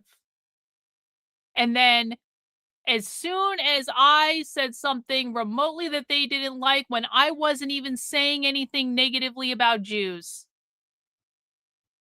they smeared me, defamed me, slandered me, planted hit pieces on me. PragerU is fucking evil. Fuck them. And fuck Dennis Prager. And fuck the people who were involved in any of that. And it's just I have no karma is inevitable. Karma will happen either in this lifetime or it will happen in the next lifetime. You will always get karma eventually. I have no fucking remorse for this asshole at all. How many other people has he used in exactly the same way he used me? How many other people has his organizations used in exactly the same way that they used me? Only. And he used the word only. So that's a very, very distressing thing. Yeah. Okay. Very distressing, Dennis. Very distressing. Well, I saw this video from Owen earlier. I saw this clip from Owen. Owen says that Turning Point USA is becoming increasingly suspicious. I have a lot of questions about Turning Point USA. And I say that as someone who I have watched the vast majority, I have watched every minute of Candace Owens' Bride of Charlie series up until this week. I have watched every single episode. I've watched other content she's made about it as well. I personally do not find Candace Owens' story right now to be a compelling one. I can make jokes here and there about Erica Kirk getting appointed to the board of the Air Force Academy, which really should not have happened. Like, that's fucking retarded. But, like, by and large, I do not find Candace Owens' story to be credible. However, Turning Point USA keeps making really stupid decisions and keeps pushing an obvious bullshit narrative. And I'm starting to become very suspicious just because of their other behaviors. It's like, I don't think Candace is right. And I don't think it's right to attack Erica Kirk for the most part. Although Erica Kirk is in the position of being CEO of this company, which she really shouldn't be in, but she is in. And so because she's CEO of this company, whatever, because she's CEO of this company, she has opened herself up to public criticism, folks. Erica Kirk did not have to immediately step into the role of CEO at Turning Point USA. She didn't. They could have appointed an interim CEO to handle things, to allow her time, to have private time with her kids, to mourn, to try to figure out their life, just to have time. She has more money than she ever needs because of all the life insurance policies that Charlie Kirk had. She could have taken some time away. She chose not to. They chose to put her directly in that position. That was a stupid fucking move. And now everyone is criticizing her because guess what? You don't get to be above criticism when you have taken on the role as leader of a really large, impactful political organization. They should have put an interim CEO into that role, let her go off to mourn, maybe figure out how to be less fucking weird in public because she is very fucking weird. And so I'm sorry, like, I don't like all the criticism that's being lobbed at her. It's personally not something that I would do. It's not something that I have engaged in. It's not something that I've endorsed. But she's not above criticism. And I think the fact that people keep trying to position her as above criticism, and then Turning Point USA keeps asserting all of these other weird narratives that just are not hinged into reality at all, especially that Tyler Robinson was a far leftist. There is no reality in which Tyler Robinson was a far leftist. I know more about the far left than literally anyone. I have spent more time in far left subcultures than anyone. I can identify who is on the far left and who is not on the far left. Tyler Robinson is not a far leftist. It is not backed up by primary source evidence. He didn't speak their language. He wasn't engaged in their culture. He did an act of individual terrorism, which the left resoundingly denounces. It's not the terrorism part they have a problem with. It's the individual part. Like, Tyler Robinson was not on the far left. He was an insane person who maybe had some weird sexual fetishes and did an insane thing. But he was not on the far fucking left. And I'm getting really sick and tired of seeing people lie about this because it's fucking retarded. And the fact that TPUSA keeps lying about this, is Amalek in the chat? I'm not even looking at the chat. The fact that TPUSA keeps lying about this is making me fundamentally suspicious. My family in America only, fuck the rest of the world. Yep, exactly, Nick. Thank you. Hang on, I gotta scroll down. Oh, my husband. Can you guys hear my husband yelling at the dog? TPUSA has been a Zionist front that was meant to take the authentic energy of the right wing from the 2016 Gamergate and turn it towards Zionist means. If anything is going on, it's based on that. Yeah, probably true. Probably true. Probably correct. Robinson was a normie leftist. That's it. He was an autistic retard. They're trying to make him far left to mobilize Zionism. Probably true. Probably true. Amalek, per usual, saying smart things in the chat. Yeah, my dog just wants his chicken. Just wants his chicken. Anyway, Owen posted a video about Turning Point USA not being trustworthy, and I want to watch it and I want to see what he had to say and what his reasoning is. Testify. Joe Kent says he would testify in trial of Charlie Kirk's alleged assassin. Well, yeah, I mean, he exposed a cover-up in the investigation. And so they're on the Charlie Kirk show freaking out about this, by the way. They're on the Charlie Kirk show. So they're wearing Charlie like a skin suit to promote the foreign interest agenda. And now they're upset, and which is amazing. You'd think, I mean, look, okay, all conspiracy theory aside, all the different infighting, all the different stuff surrounding this, you would think if you were friends with Charlie or appreciated Charlie or worked with Charlie, whatever, any of these occasions, you would think you'd want to know for sure who the killer was. You would think you would be more than open-minded to investigating every nook and cranny, turning over every stone, looking everywhere to find out exactly what happened that led to Charlie Kirk being shot. And instead, they're on the show. They want the cover-up. They don't want to know the truth. Some people are so obsessed with these same conspiracies that they concoct for every other thing that ever happens. And so they have to shove it into this one too, because they care more about their conspiracy theories than about the person who murdered my friend facing justice. I am fed up with it. Yeah, and you should be. This for wanting an investigation? You're fed up with people that want an investigation into your friend's death? That's weird. This is, I mean, this is a tough job for us today, to be honest, because you're hosting a dead man show and you're not interested in finding out the truth about his death. True. Is that tough for you? This is really personal. I have been. It doesn't seem like it, honestly. It seems like everybody in the Turning Point community surrounding Charlie, you guys seem very impersonal about it, actually. You seem very transactional about it. You don't really seem to be emotionally affected at all. Open to everything. I think, candidly, I don't get enough credit for even the fact that I shared these group chats in the first place. We shared a lot of information about trans, about Charlie, how Charlie was more concerned about than any other community about the trans coming after him. You want to know the truth? That we saw the text about Israel. You're going to pretend like we didn't see the text about Israel? I mean, give me a break. That's actually the truth. I heard over the course of the last 2 years of Charlie's life, probably about 50 references of how he knew that Trantifa was going to come after him. Trantifa is not a real fucking thing, you retards. This is what I'm talking about. This is what I'm talking about. Trantifa is not a real thing. I have been embedded on the far left more than literally anyone at Turning Point USA.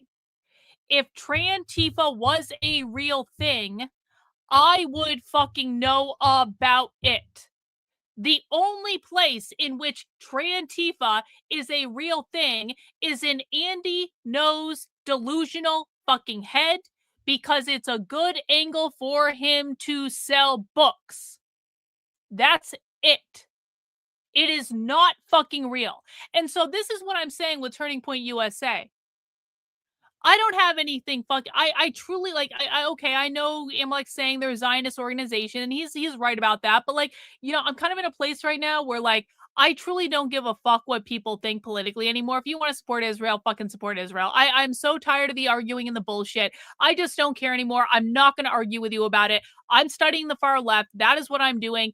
If you want to support my work studying the far left, great. Probably you won't, because I don't support Israel, but like, I'm not going to like say, oh, you support Israel, I can't work with you. I'm not going to be like these fucking assholes who every time they find out I don't support a foreign power, all of a sudden we have to gatekeep this information away from the public. I'm not going to do that shit. If you want to support Israel, fucking support Israel. It's your own business. I don't give a fuck.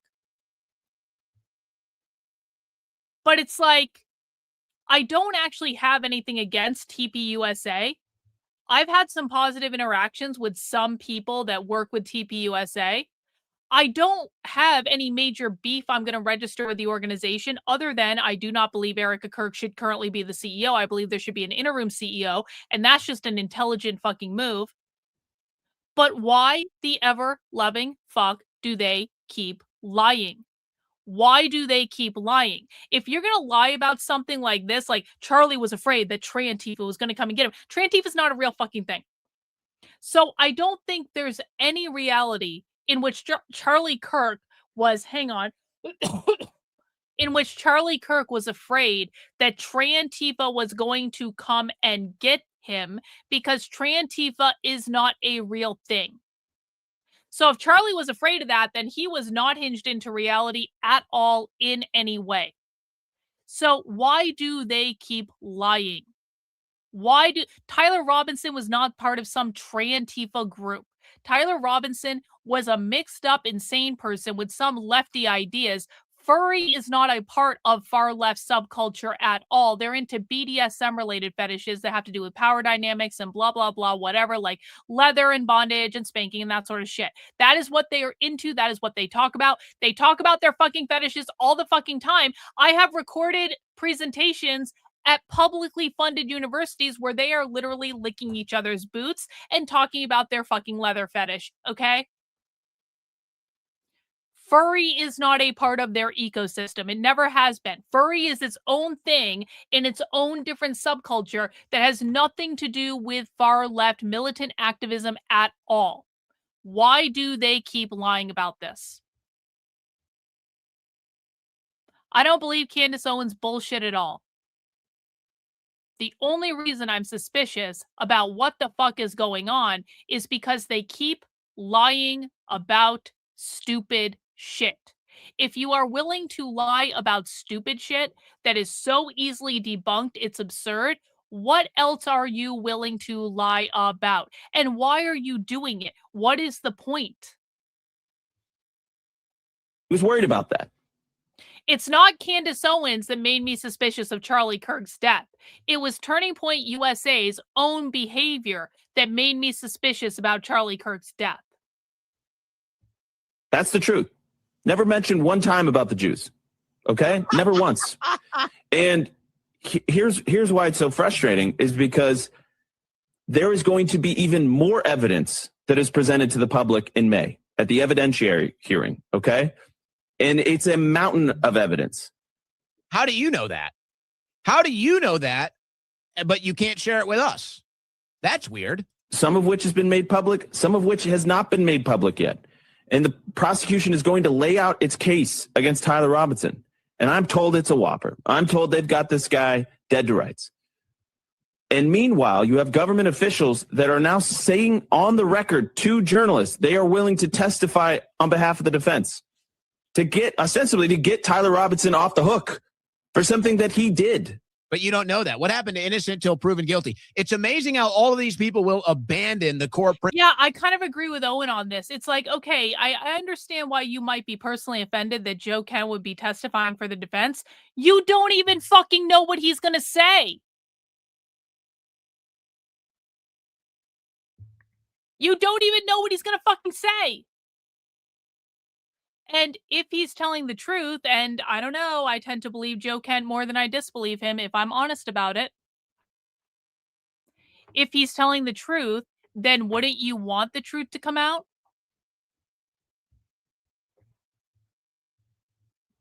Ostensibly to get Tyler Robinson off the hook for something that he did.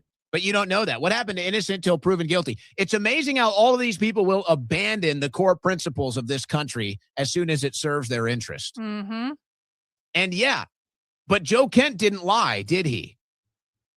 Joe Kent didn't lie. He said that there were data points that needed to be investigated. I gotta say, as hang on, we're not going to do Owen dirty like that. That's much better. Can I just say, as an aside, can someone please just tell Owen Schroyer, and it's not going to be me, but it should be one of you, okay? Can someone please just tell Owen Schroyer that he should always be wearing white shirts when he's doing his show? Because there's been a couple clips running around of Owen Schroyer, both where he's wearing white shirts, this one and also the other one where he had the white t-shirt. He is super fucking hot in those clips.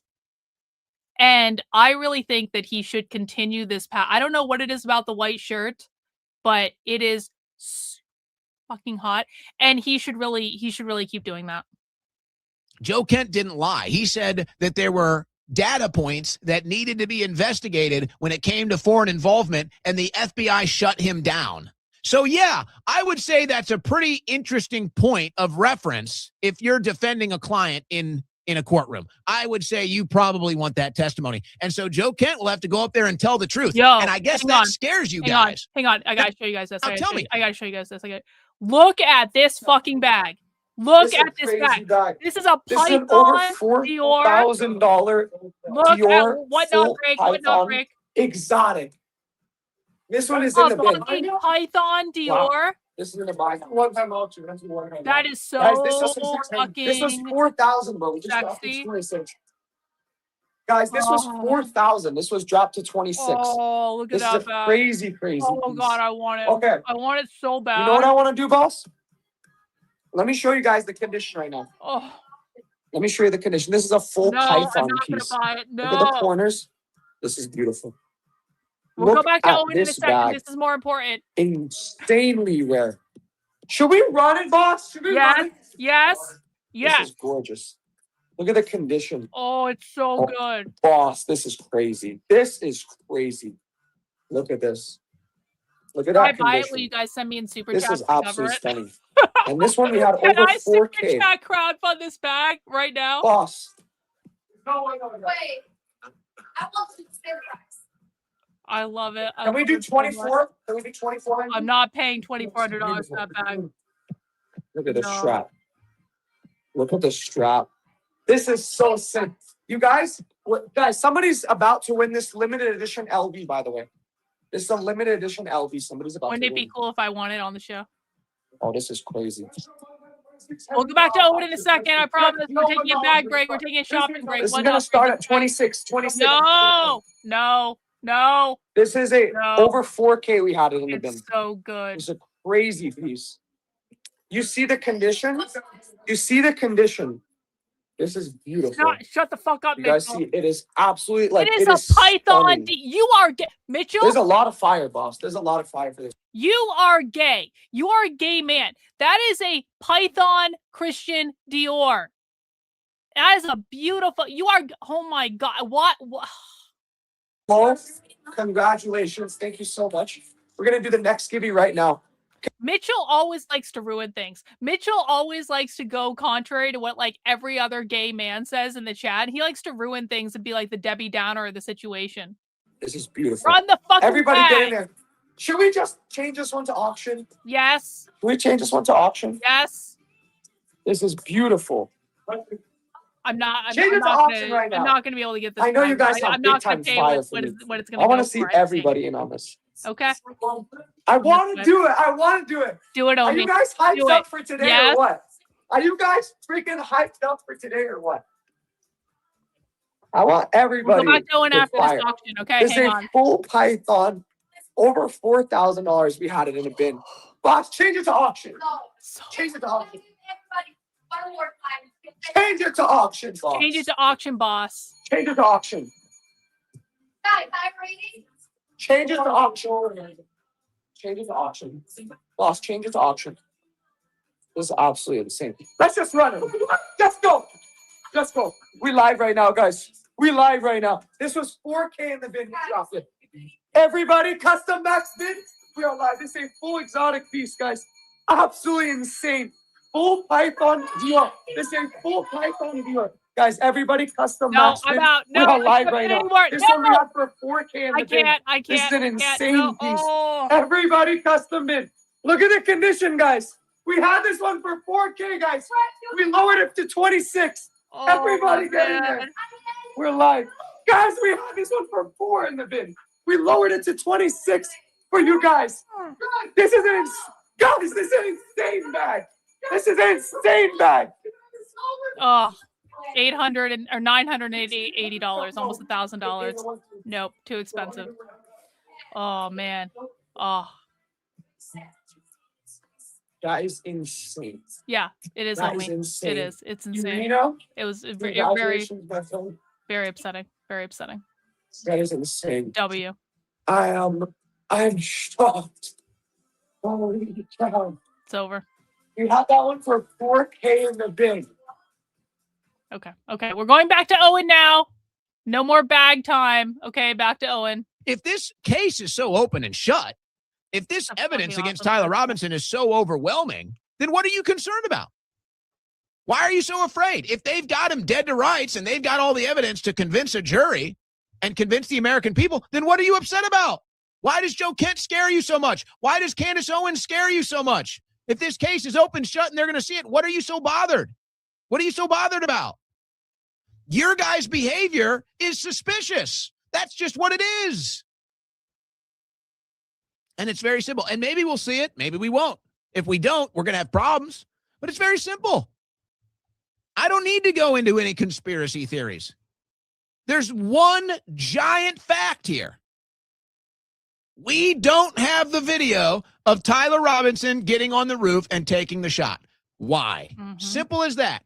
We know the camera had it. We know the camera that you showed us him running across the roof and getting down from the roof. We know that camera has that spot on its film reel. Why didn't we see it? Tell me why.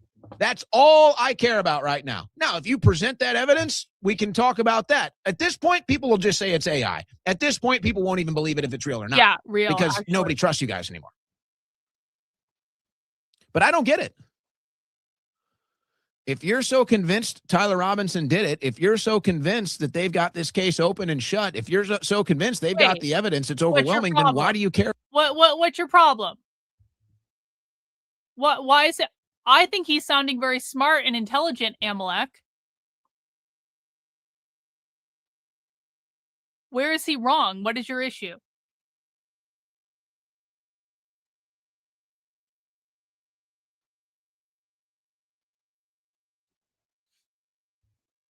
The roof footage clearly shows that Tyler did it. Does it, though? Does it really? What Candace Owens says. Why do you care what Joe Kent says? Why are you afraid of Joe Kent going up there and testifying that the FBI shut down an investigation on a potential foreign lead? Why are you panicked? Amalek is not trolling at all. Amalek is very passionate about this issue, and he is so passionate about this issue that friendships have been ended because of how passionate he is about this issue. He is not trolling at all, and I'm not going to fight with him. I do want to fight with him, but not about this topic because I don't want to, I don't want the friendship to end, I suppose. And why do you guys seem to be so indifferent about Charlie's death now? And why are you still hosting this Charlie Kirk show? Why are you hosting a dead man's show now, months after he's deceased? These are the questions the average American is asking. Obvious questions, totally fair questions. And quite frankly, none of the answers look good for you. And I'm being nice, by the way. I'm actually being nice. He is. I'm actually trying to be nice to you guys. I'm not even thinking that you guys know anything about it. But you know what? It starts to get a little suspicious. Now you're coming after Joe Kent for telling the truth. See, we've been through enough now. We've been through enough now in this country that when we see you attacking somebody for telling the truth, now we're looking at you. Now we look at you and say, okay, well, what are you hiding? Why are you acting suspicious? And I guess it all comes down to this. When it comes to this MAGA divide, I'm so glad Laura Loomer is out here exposing it. She says, it's crazy how threatened people are by someone being loyal to the president. There it is right there. Well, Laura, wow. I don't think anybody is threatened by you. I don't think if I walk outside and I see a dog take a shit and eat it turds, I'm not threatened by that. I'm nauseated by that. So that's what people are of you.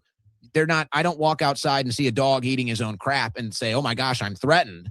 If I walk out and see a dog eating his own crap, I'm like, that's disgusting. So that's what it is with you. We just see you. You're like a dog eating its own shit. So it's just disgusting. Nobody's threatened by you. It's just a disgusting display. It's nauseating. Wow. Oh my God. See, when I start the new account Drama on X, This might see, guys. This would be an excellent post for Drama on X. Basically, I would just rewatch this video of Owen Schroyer saying Laura Loomer is like a dog outside eating its own shit, and I would say, breaking news, shots fired. Owen Schroyer has accused Laura Loomer of being a dog eating its own shit, and then you play the clip. And that's the short, and that's the thing that gets posted, and then everyone is updated on the drama of the internet and whatever. That is the idea about the behind the Drama on X account. See, it's so easy. I already have the content. We watch videos of these people fighting all the fucking time. Yeah, Drama on X is like Karlyn updates, but better because I can be as dramatic as I want. Yep, tag everyone. It can be like that time that Nick Fuentes called her a whore or something and like said that she was eating dog food, or well, she did actually eat dog food. Didn't she get like some sponsorship to eat dog food or something? Oh, Laura Loomer could be a whole series in and of itself on like the Drama on Twitter account. You're nauseating. It's not, I don't think if I walk outside and I see a dog take a shit and eat it turds, I'm not threatened by that. I'm nauseated by that. So that's what people are of you. They're not. I don't walk outside and see a dog eating his own crap and say, "Oh my gosh, I'm threatened." If I walk out and see a dog eating his own crap, I'm like, "That's disgusting." So that's what it is with you. We just see. Why do you say that Laura Loomer has a Nazi fetish? Do you know something? Amalek, do you know something that we don't know? Are you implying something, my friend? You're like a dog eating its own shit. So it's just disgusting. Nobody's threatened by you. It's just a disgusting display. It's nauseating. You're a nauseating thing to witness. But let's actually get to what you said. People are threatened by someone being loyal to the president. Well, yeah, actually, think about what you just said. First of all, you admit you're not loyal to the country. Okay, so you're not loyal to the country. You're loyal to Trump. You're not loyal to the truth. You're loyal to Trump. You're not loyal to your audience. You're loyal to Trump. But you know what? Actually, that is a dangerous concept. She used to hook up with an anti-Semitic guys like Mike Ma and many others. Not you. Not you. Too racist. Well, you'll have that. Isn't it? Why would I trust somebody that's not loyal to the truth? Good question, Owen. Good question. Has Owen got any other videos? Guys, what other videos should I watch? Is there anything else I should watch? I'm out of ideas. I did not prepare for today's show at all. Is there anything that you would like me to watch? Wait, have you ever seen the clip of that? No. No. Do you want to send it to me? Now is the time, guys. If there's something you want me to watch, tell me what it is, and I'm open to watching it. We could also just put up whatnot. Check DMs. Okay, hang on. Hang on. Oh, there you are. Thank you. Oh, yeah, I remember this.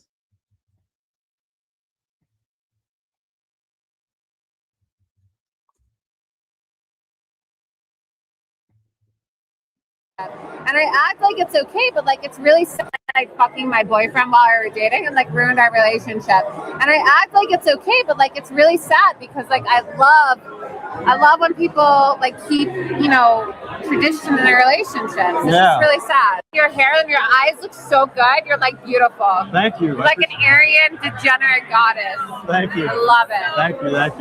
You're Aryan too. I know, but I'm Jewish. It's okay. Because you're such a cutie. Don't mess my hair. God damn it. Fix it. Fix my hair. Did you fix it? I did. But like that picture you posted on Instagram recently when you got like reinstated on Facebook was so hot. Like seriously. I appreciate it. It's so good. It's a good picture. Your skin and the Nazis hate me. It's fun. The alt-right people want to put me in a gas chamber because they're obsessed with the Jews. I think they're just memeing on you, but it's okay. It's okay. Right. I don't care. I love it. It'd be like that sometimes. I know. They're just jealous because I have big tits and an Ashkenazi IQ.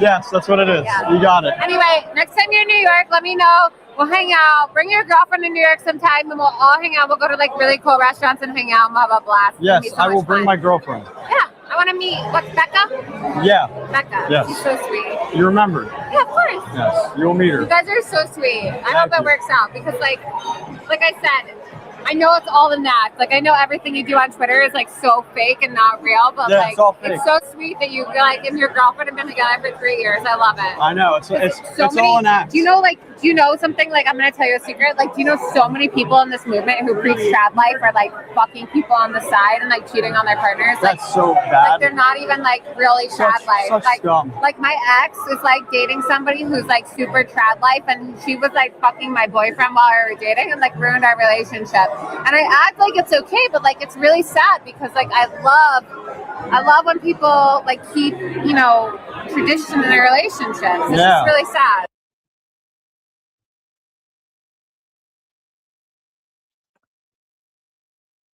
Do you guys want to know why people on the internet just keep hurling out the same thing about the guy I dated in college over and over and over and over and over again? Do you guys know why so many of you, even to this day, hear that Karlyn dated this guy in college that went to jail for things and blah, blah, blah, blah, blah, blah, blah, blah, blah, like whatever. And that is like the only thing that they ever say about me is they go after me for the person I dated in fucking college? Do you know why that is? Because there's not a single fucking video like this that exists of me. There might be people who Photoshop things to imply I did things I didn't do, but there is not a single fucking video like this that exists of me. Do you want to know why? I'm really fucking boring and I don't do this shit. And this is why they have to trot out my college boyfriend over and over and over. Because they have nothing more recent than this. Because unlike Laura Loomer, I'm really fucking boring and I don't do this shit. That was fucking so that was painful to watch. Thanks, Amalek. That was painful to watch and I really didn't like it. And it made me really uncomfortable watching. And what the fuck is even wrong with Laura Loomer? She's like, I mean, she's really fucking ugly in this video. Like, she's really fucking ugly in this video. Like, what is she even doing with the hair? That's crazy. That was painful, Amalek. Thank you. Okay, is there anything else that people want me to watch or check out or any sort of clips I should be aware of? Does anyone else have anything that they want me to look at? Now is the time. Okay, Music Hand's got something. Okay. Let's see. If you can't put a link in the chat, just tell me like what the video is. Give me a description that will allow me to find it. What's this?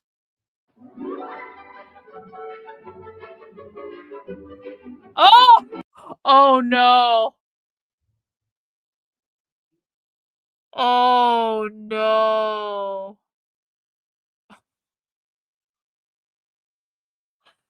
Oh, this is gonna be good. Oh, this is gonna be great.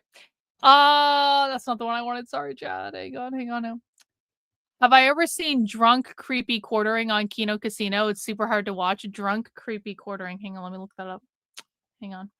Drunk, creepy quartering.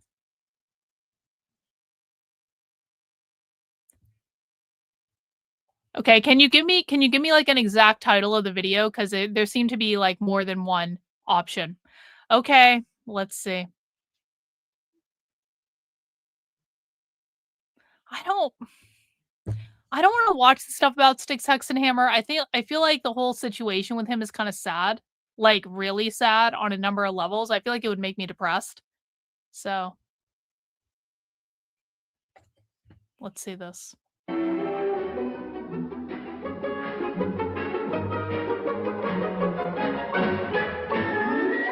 Last week, we discussed some of the most common pussy sauces, including monthly marinara, soothing yogurt stroganoff, ovulatory No! and the bland yet mouth-numbing. What?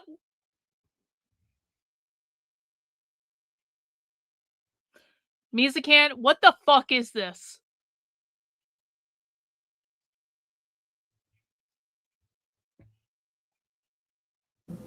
Minoxidil 9. Today's delicious recipe takes advantage of the natural affinity between the delicate seafood flavor of pussy, fresh seawater, What the fuck? lime, and a rich buttery undertone reminiscent of scallops. This is fucking terrifying. This is why I'm not a lesbian. This is actually fucking terrifying.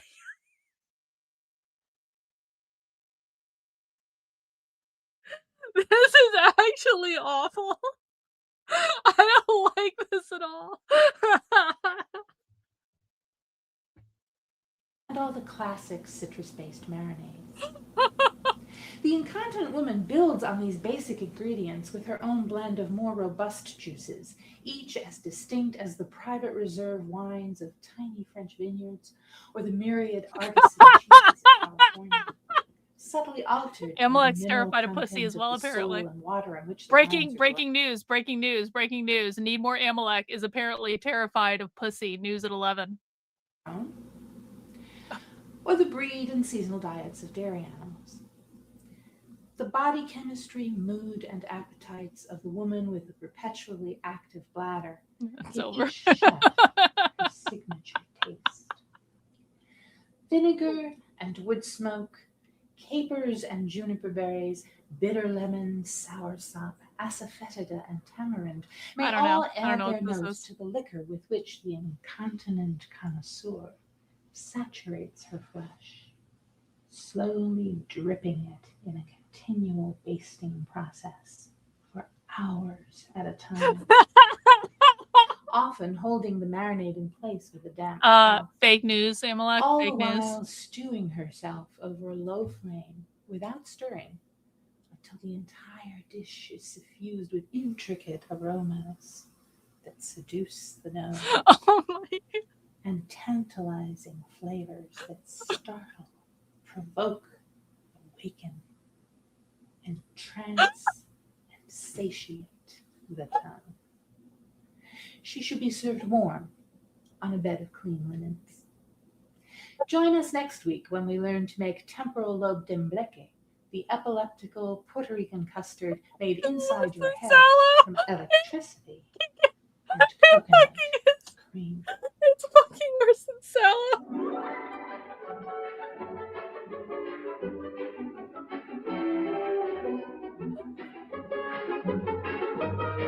Fuck you, Nancy Kim.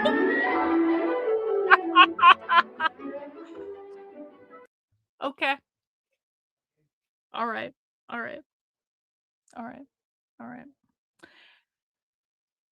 Does anyone have anything that can top that? See, yeah, it might be the first one. We'll see. Has Owen posted any other videos? Let's see. What else is on Owen's YouTube channel? What else is on Owen's YouTube channel right now? Come on, exit. Okay. Exit out. What the fuck? Remember, guys, I'm a professional streamer. I totally know how this works. Okay, there we go.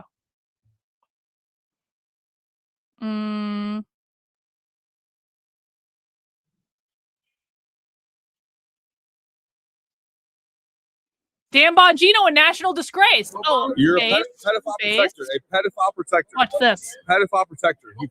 You put. I was a cop for 9 years. You're a pedophile protector, faggot.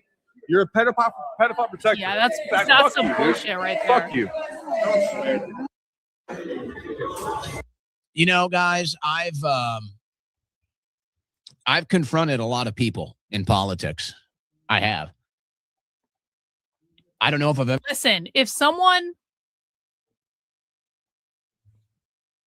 Hang on a second.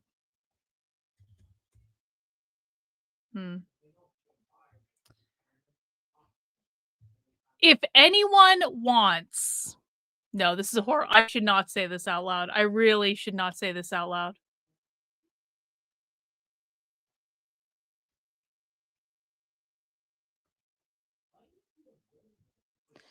I'm gonna put the link to that pussy video that we just were forced to watch by Mizakan in the chat.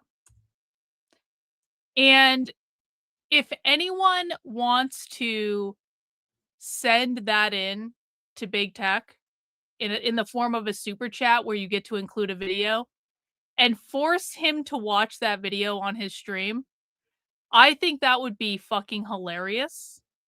And I'm not going to do it. I'm not going to do it, but I'm just going to put the video out there and say that if someone, and if you don't know who big tech is, don't worry about it. If you know, you know. If the next time he streams, whenever that might be, in whatever Pisces fucking world he's creating over there, if someone wanted to send that into him in a super chat to force him to watch it on his stream, I think that would be hilarious. And I would tune in for a clip of that. I would tune in for a clip of that, is all I'm saying. But if no one wants to do it, that's fine too. Back to this. Never seen anybody respond worse. Back to Owen with a full head of hair, looking much hotter than anyone else over on Kick. Than Dan Bongino. I don't know if I've ever seen a weaker, smaller response from a man as I have from now Dan Bongino. He seems like a weak, small man. And it makes sense from a guy who projects bravado, from a guy who projects toughness. And there's no doubt he has to have some level of it to be in Secret Service, to be a police officer. I've no doubt that somewhere within Dan is a very confident person somewhere, but not there. That's a small, weak man. And when you understand human psychology, you understand why. You know, if Dan Bongino is in Secret Service or a police officer and he knows he's doing a good job, then he's strong. He's confident because he knows he's doing a good job. In this moment, he knows he's wrong. In this moment, he knows he's not popular. He knows he's fallen off. He knows he's fallen out of grace with MAGA. He knows he's lost his audience. He knows he's lost his trust. And you can see it. He doesn't have confidence. He has no swag. And now he's lashing out at random people, calling them names. Of all my years, I have confronted pretty much every different type of politician or political entity, pretty much every single type. I've seen all the different types of responses. Probably the worst had to be Al Green trying to incite a mob against me. But even Al Green, I don't believe, well, maybe he called me a racist. But I don't think I've ever seen a politician curse and respond, or anybody in the political world curse and respond like Dan Bongino, like he has something to prove. It's like, dude, you had your chance. You had your chance to prove something. You didn't do it.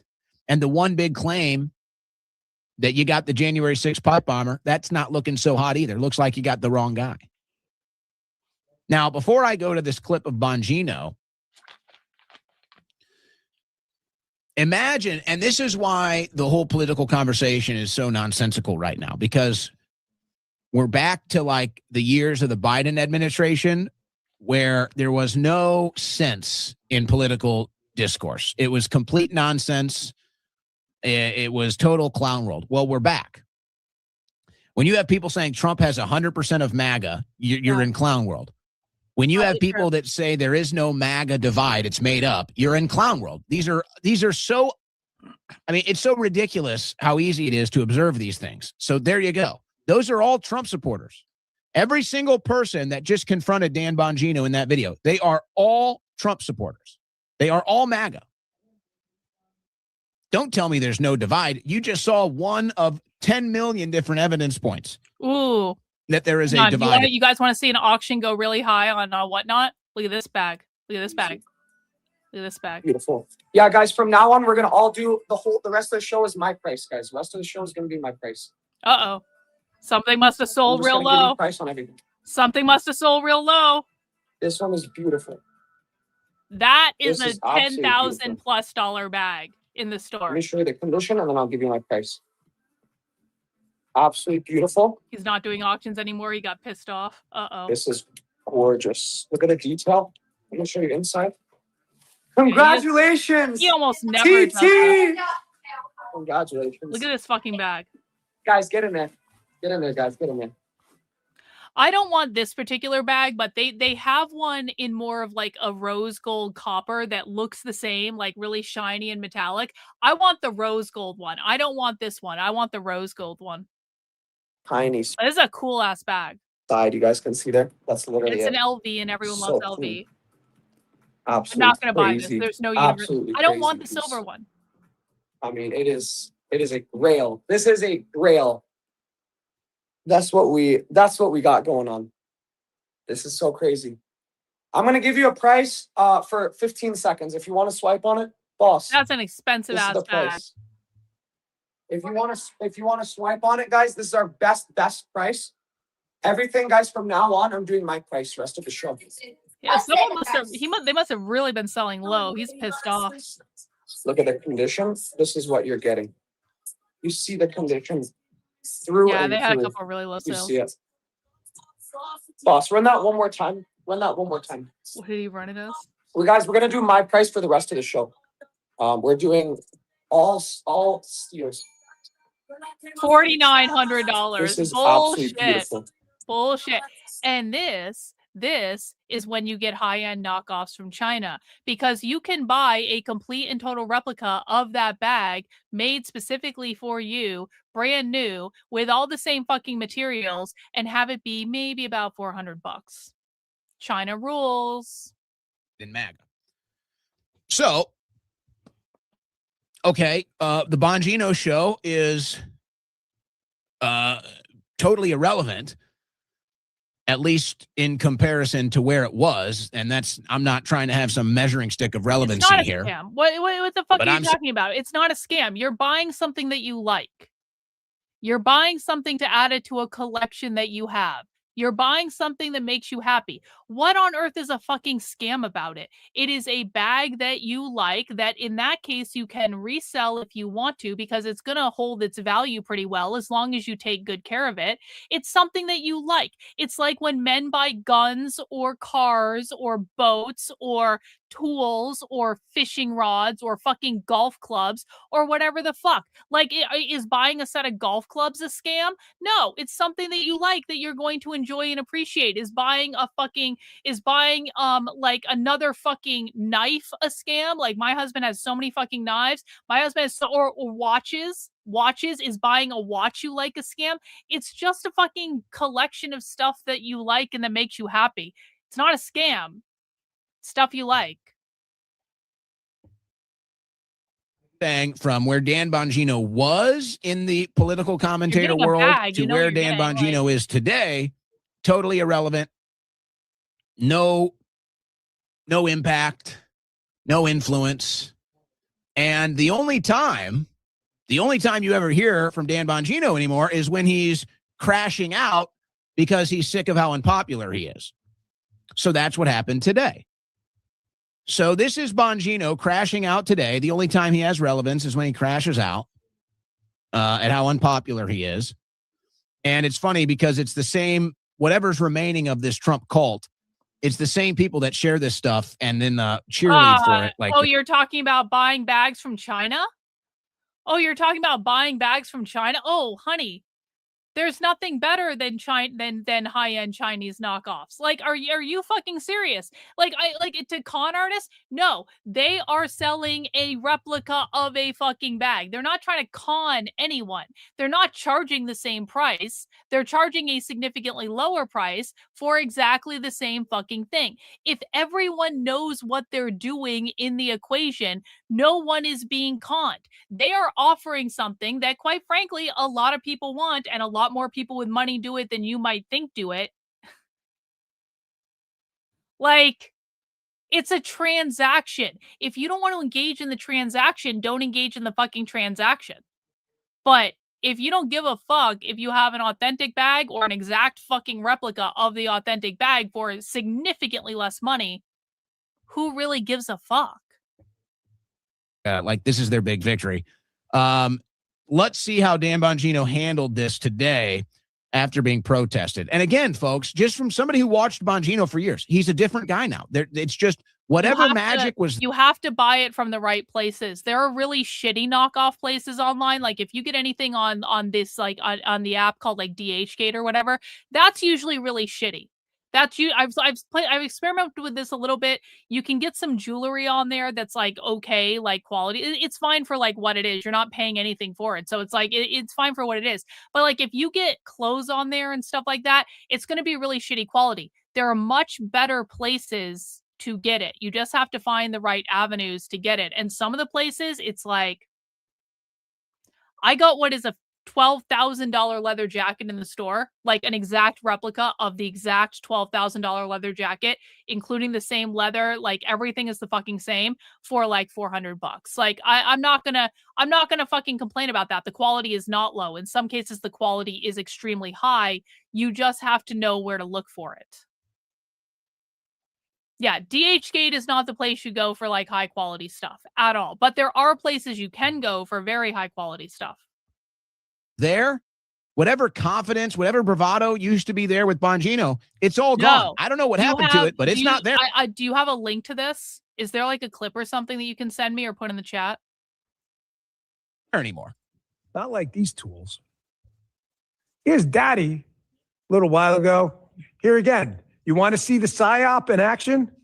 He claims to have some hidden knowledge. Well, bro, you being a retard is not their fault. They're gonna try to sell you stuff if they can. What I am telling you is that based on my experience buying shit from China, and I have a fair bit of experience with this now because I kind of played around with it just to see what it was. There are low-end places that are going to say, we sell you good quality, and then they do not sell you good quality. And you have to be smart enough to recognize that just because someone says, some person in China says, we sell you good quality does not mean they're necessarily telling the truth. Sometimes they're telling the truth and sometimes they're not. What I am telling you is that you're probably shopping on a fucking app that I just told you not to shop on, and you got the answer that of course they're going to give you. Are you expecting someone to say, we shall use shitty quality? Like, of course they're not going to fucking say that. You have to find the places that sell you higher quality, which isn't that fucking difficult and does exist. That is what I am saying. Just because you've been retarded doesn't mean there aren't better ways to do things. I've never gotten the fake electronics, but I know people who have, and they say it works exactly the same. But again, it depends on where you get it from. Like, some are going to be better than others. It just depends. Mike Flynn Sr. about the Charlie Kirk crime scene. He was never at. Knows nothing about the investigation at all, but he's got hidden knowledge, folks. He's got hidden. He just doesn't tell you what it is. Wait a second. Let's see then. Let's see, Dan. What is the so-called hidden knowledge that you're claiming here? Let's see. It's about 25 seconds or so. But I want you to listen to this. And again, who's the fraud and the liar? Check this out. I personally don't believe that it was a lone wolf, 22-year-old tranny who wrote a perfect, whatever it was, text message to his lover or whatever. I mean, it was clear that they dirtied up the crime scene for certain. There's no doubt about that. For certain. You know that, Mike? Yeah, Dan. Yeah, Dan. Are you dumber than a fifth grader? Like that TV show? Yo! Are you dumber than a fifth grader? You just won a free Kate Spade purse on Whatnot. See, Whatnot is fucking awesome. You win free shit even if you don't buy stuff. Awesome. Are you going to act like they didn't mess up the crime scene? There was a guy on the crime scene named George Zinn who intentionally tried to throw off police. Seemed to have knowledge that the event was going to happen. He stands up and claimed he did it. And now he's in jail. I know people who've gotten the headphones from DHgate. Yeah, I've never done it, but like a lot of people say like it's no fucking different than the actual because you know, I mean, where do Apple products get made? They get made in fucking China. Like, of course they're going to be the same. They're probably making them in the same factory. For child pornography, Dan. So what is George Zinn doing there messing up the crime scene? That's just one point, Dan. Were you not aware of that? How about the fact that they paved over the actual crime scene mere hours after it happened? How about that one, Dan? Does that one count for anything? There's no hidden knowledge. That's public knowledge, Dan. I don't need General Mike Flynn to tell me that. My own two eyes tell me that. Anybody with an internet connection that can look at a video and look at news can look at how they messed up the crime scene. A guy on the crime scene distracting police, claiming he did it, and then they cement over the actual crime scene mere hours after the thing happens. They're even repairing windows and doing all kinds of repairs on an active crime scene, Dan. These are undeniable points, not hidden knowledge. These are things anybody could have seen, and anybody did see. And you know what? I'll even go one further. And this is your FBI, formerly. You guys messed up the crime scene because you only gave us a video of Tyler Robinson running off the roof. Why is that, Dan? Maybe there's a reason. You're not telling us. Maybe you've got some hidden knowledge. Why won't you tell us? Because that seems to be the pretty big point. And I see all this debate going on now about Tyler Robinson this and Tyler Robinson that. And quite frankly, I don't care. I don't want to hear about Tyler Robinson's movements after the shot. Show me Tyler Robinson's movements before. I agree. I think like every clip I've seen of Owen lately has been on point. And yeah, I can joke about him being good looking, and he is good looking, but like I actually think listen, I don't think he's totally all there on some, especially related to the leftist stuff. He doesn't understand that. That's okay. Most people don't. But like a lot of his content has been really good lately. I don't know. Owen is on a generational run, maybe. Or and during the shot. That's what I want to see. Well, and I know somebody's got that, but see, that's where you won't tell us. So I'd say that's messing with the crime scene too, Dan. And you're going to come out here like you're some genius. Like you just fooled all of America. Nobody was messing with the crime scene. Oh, just a guy that's there that's lying and said he did it to throw the cops off, who's now in jail for kitty dealers. Oh, just them cementing over the actual crime scene. Oh, just them ripping apart the stage right after it happens. All of this is public information, Dan. So there you go. Strike one. Really? Yeah, strike one, Dan. You willing to say that under oath and provide any actual evidence? I'm sure he would. Because there you go. I just laid out the evidence. You're the ones that are withholding evidence. And now you've quit, so you're just like one of us now. I literally never understood the appeal of Dan Bongino. To me, he's just like one of those conservative, like, it's like the typical kind of like conservative, like, I'm going to tell you what you want to hear, and I'm going to say it in a real simple way.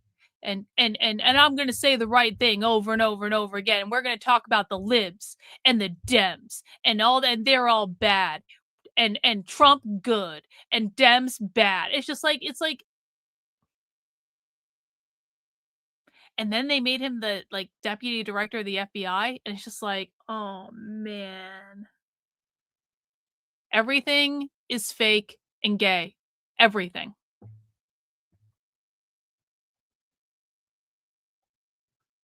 So no, I'm sure he would say all of that under oath. I've gone easy on this guy for a while because I feel bad for him, what he's been through. No one defended him more than me. I've written books about what happened to this guy, and it's a damn shame. Yeah, isn't that funny? You've written books about all the criminals in D.C., and then you didn't arrest a single one of them, did you, Dan? But once the grift virus infects your mind, there's no saving you. Well, wouldn't that make you the grifter then? You're the one that claims there's a deep state. You're the one that writes the books on the deep state. You're the one that writes the books on the deep state criminals. And then you get into the FBI to actually do something about it, and you did nothing, Dan. And then you go right back to your podcast. Doesn't that make you the grifter? Doesn't that make you the fraud? And there's no saving him either. I love this show today. Thank you, Dan, for calling these people out. EK Harris, 68. I'm tired of these mother. Yeah, I bet you are. I bet you are of real American patriots that hold the line. I bet you are tired of real Americans that don't fall for your grift. I bet you are tired of real Americans that demand answers and demand results that make you look stupid. I bet you are, Dan. And you have no one to blame but yourself, by the way.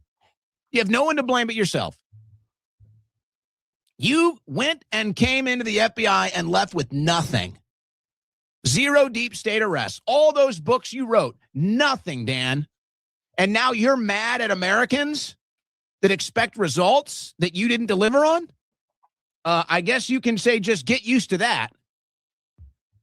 You want to play? Let's play. We can do a show like this every day. That's the only show you can do. You can't do any other show now. That's literally the only show you can do is railing against in the MAGA divide. That's it, which you deny, by the way. So they deny there's a MAGA divide, and then the only show Dan Bongino can do is going into the MAGA divide and thrashing about.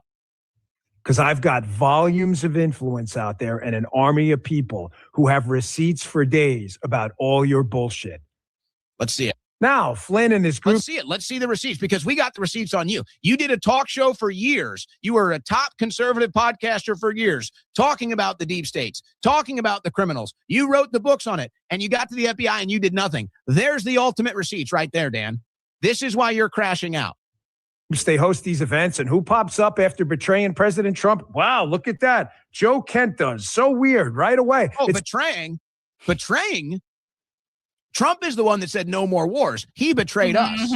Trump is the one that said Doge dividend checks. He betrayed us. Trump is the one that said tariff dividend checks. He betrayed us. Trump is the one that said mass deportations. He betrayed us. Yeah, real. You are the one that wrote books and did entire shows about deep state criminals and didn't arrest a single one. Who's betraying who? It's almost like And this then, was an op the whole. and not only did he do fuck off nothing in his time as deputy director of the FBI, he then, when he resigned, do you guys remember this? Dan Bongino made it seem like I've accomplished everything I came into this role to accomplish. It's like, literally, shut the fuck up. We redid the entire FBI. Oh, you did? Then why aren't people actually getting arrested? Why does the FBI know less about Antifa and the far left than I and my community do? Why are they completely clueless on fuck off everything? Dan Bongino just accomplished everything he needed to as deputy director of the FBI in a single year, and he left in glory to go back and do his fucking podcast. The one that wrote books and did entire shows about deep state criminals and didn't arrest a single one. Who's betraying who? It's almost like this was an op the whole time. Oh. Really strange. Flynn, Igor pops up in South Florida. Who's paying these people? Who's paying? Now it's the Russia conspiracy. Igor pops up with Little Man and Ogre. Guy, keep in mind, guys who've never done jack shit. Oh. So there it is. Mm-hmm. Dan Bongino, you've never done anything. Who pays you? You betrayed Trump. Listen to where these guys are at, man. Listen to where they're at. Listen to how desperate they are. Listen to how pathetic they are. Listen to how sold out they are. And you know what the problem here is? They believe their own lies. Yep, real. Okay, Musican sent over the Tim video where Tim is shit-talking James. Let's hear what happened. He did that. Right. Go almost Lindsay. Right. So when you say when you're referring to, let's jump They're to Jew haters. Well, yeah. Sure. But that might just be the tool used to if it is a tool. So if you've got these people right here, which is Candace Owens, Brett Weinstein, Megyn Kelly, Nick Fuentes, Dave Smith, Glenn Greenwald, and Tucker Carlson. Nazis. Call them whatever you want, but that's what I call them. Nazis.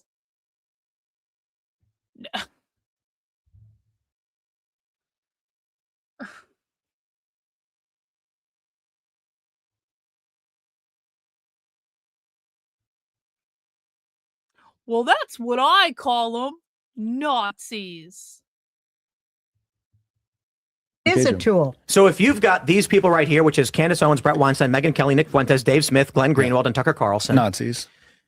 Call them whatever you want, but that's what I call them. Woke right has become incomprehensible thanks to James Lindsay. Right. So when you say woke right to me, I say, stop insulting my friends. And you go, oh my God, you're friends with woke right? I say, I employ some of them. Right. And then in your mind, you're thinking Nick Fuentes. In my mind, I'm thinking Mary Morgan. Understood. James Lindsay did that. He made it impossible for you to identify these people because initially moderates were pointing out a group of people that were utilizing. Well, I can't.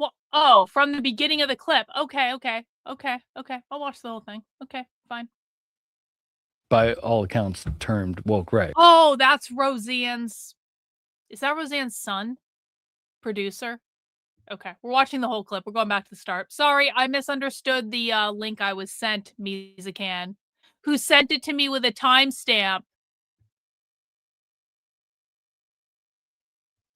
Right? Like, that's the thing that he made it an incomprehensible term that cannot be used in any meaningful way. So there was a woke right that was used among disaffected liberals to describe an element of the right that have a mass formation psychosis and believe in critical theory and oppressed versus oppressor and things of this nature. No. And then James Mizakan, I was seriously considering showing you my tits. I was seriously considering like just giving you what you've wanted all these years and just finally just showing you my tits. And then you fucked up the link when you sent it to me. And so it's over, bro. It's over. It's over.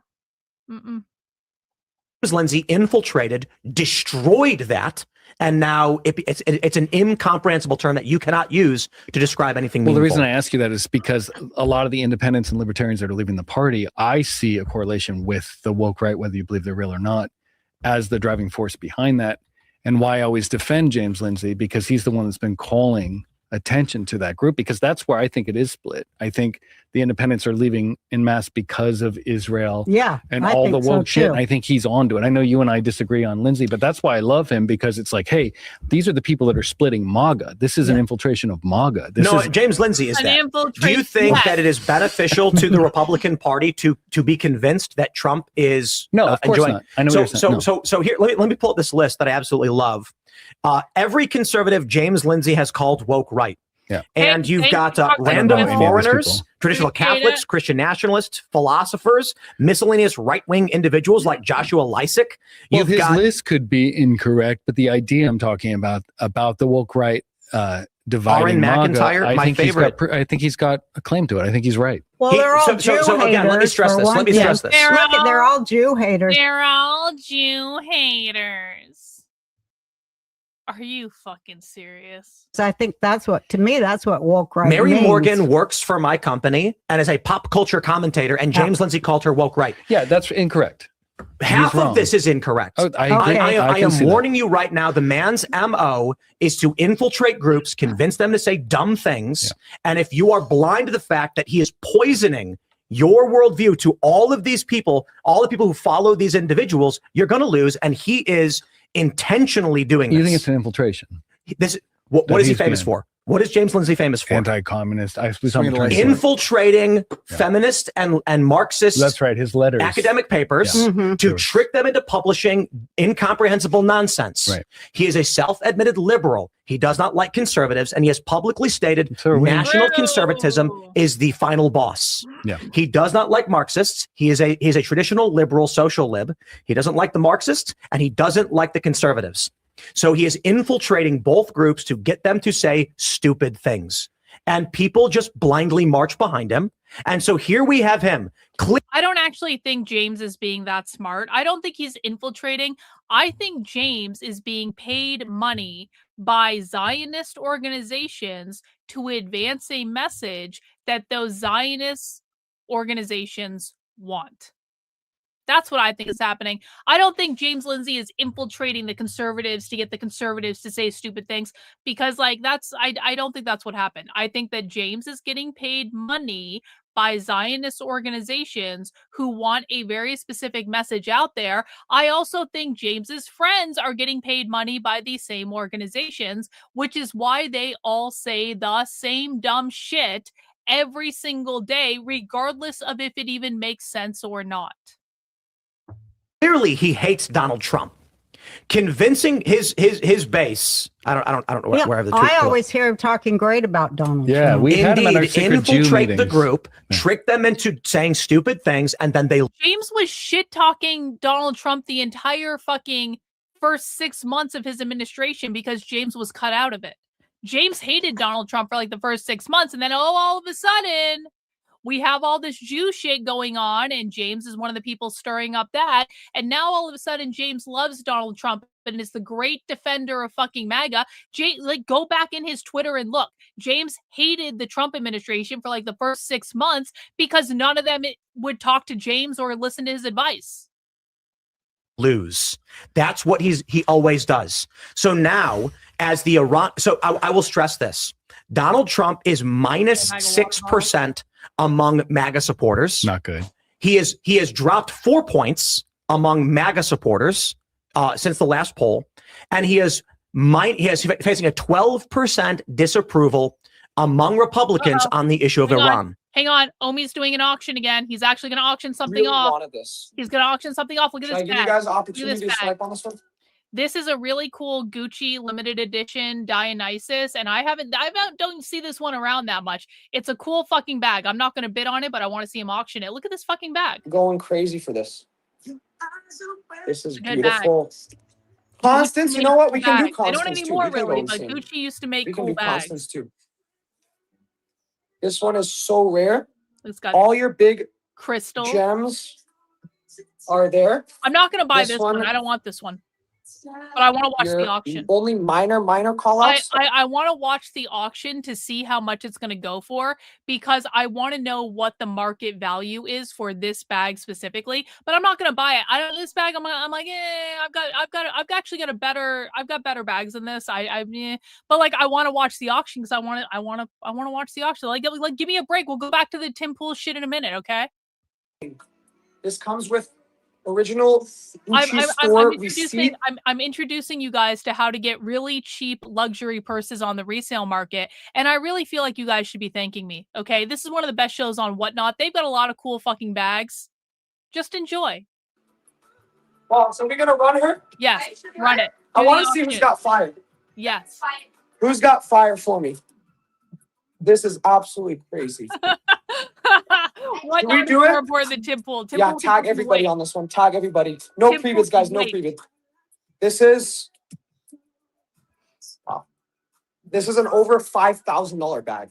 Yeah, I mean, I have a bunch of Gucci bags, and I love them, but not all Gucci bags are created equal. Gucci has made a fuck ton of bags. There's a ton of shit on the resale market, and because Gucci has made so many bags, it's pretty cheap. Anyway, let's watch the auction.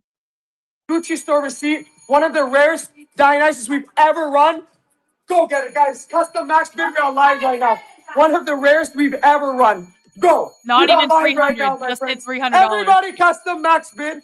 This is a crazy bag, guys. Everybody get in there. This is an almost $5,000 bag. I want to see you guys max bidding with receipt. You're never going to see this. Guys, you're never going to see this again. We should not be under 2K on this. Guys, we should not be under 2K for this. This is a crazy bag, guys. This is with receipt, guys. Everybody needs to be in. Guys, everybody needs to be in here. We're under $1,000. This is the deal tonight. Guys, this is under $1,000. This is insane. Oh, this wow, $870. Aloha. $870. Okay, and I know that $870 is a lot for a bag. I know that most people are not going to pay $870 for a bag. I'm certainly not going to pay $870 for that bag. You didn't see me bidding on it. I'm not going to pay that much money for a bag.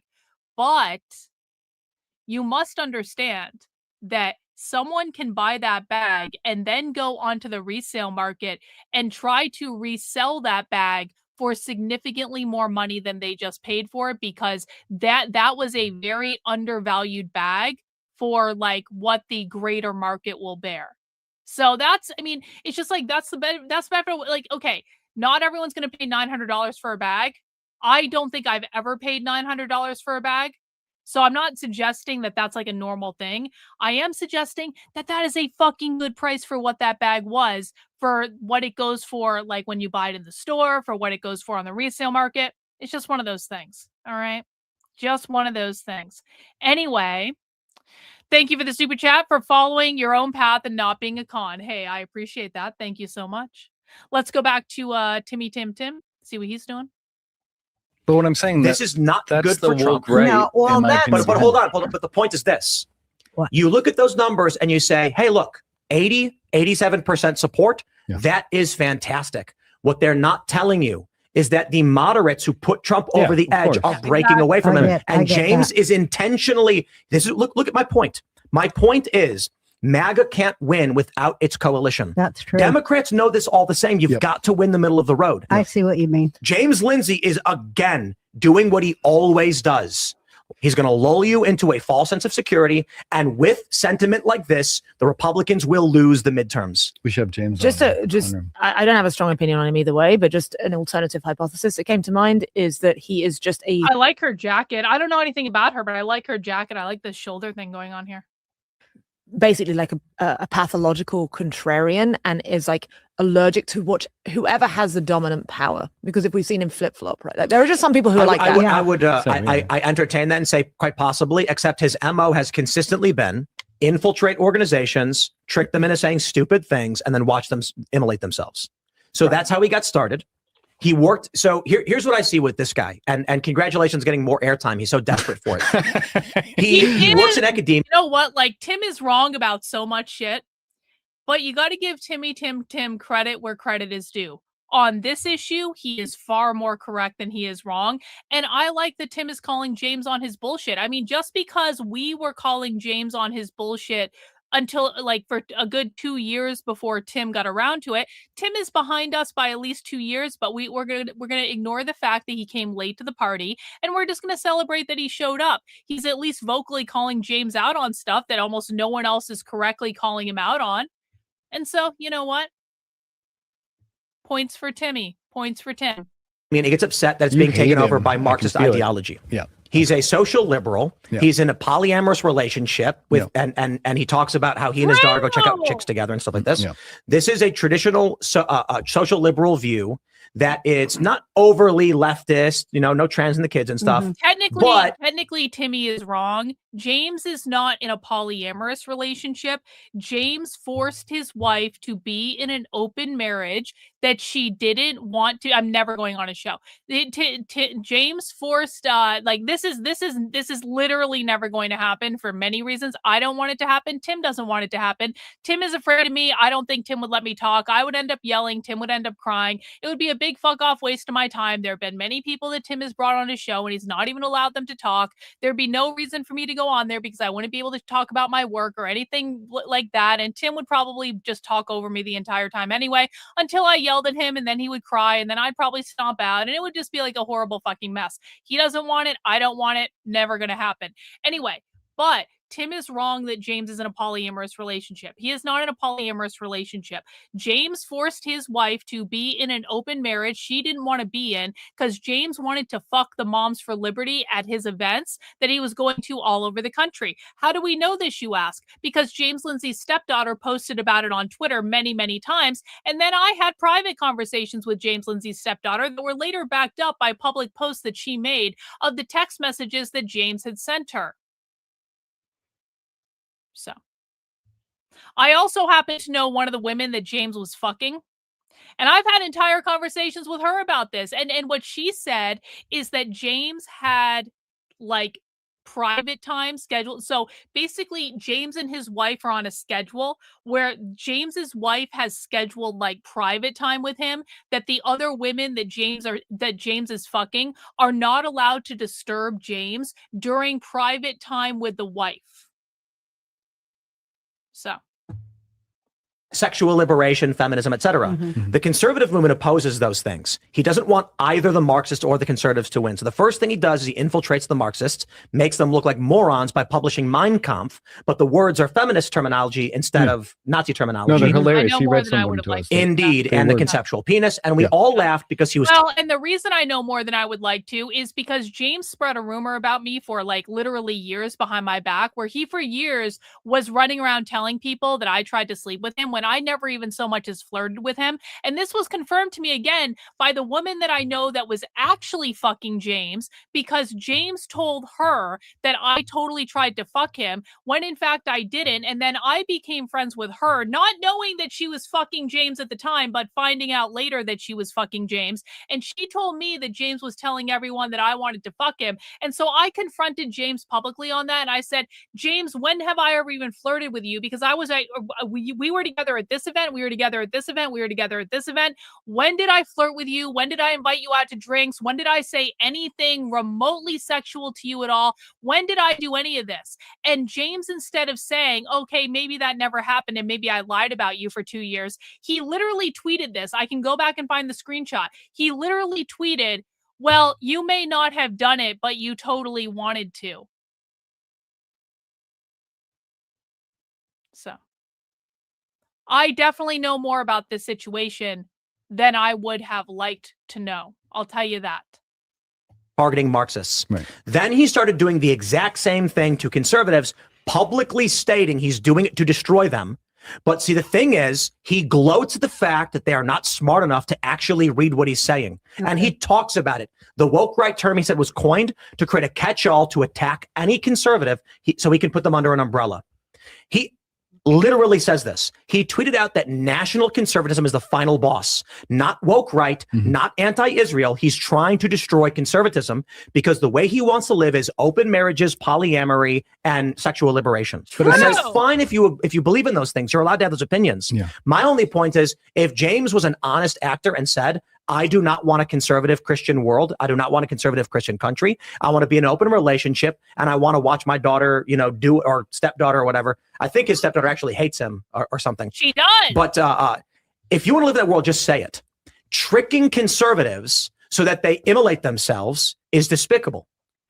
Okay, let me ask you, because I'm listening to you and I get it. But isn't that what Tucker and Candace are doing too? Yeah. Well, there's the thing about Candace is that she is quoted as saying, I believe whatever the people believe. So I would say her motivations largely are she just wants to be on top of the mountain. Although I have questions about how she's married to a British lord and her lawyer. Yeah. And by the way, when James's stepdaughter released all this on Twitter, James Lindsay's followers were attacking his stepdaughter relentlessly, and James allowed it to happen.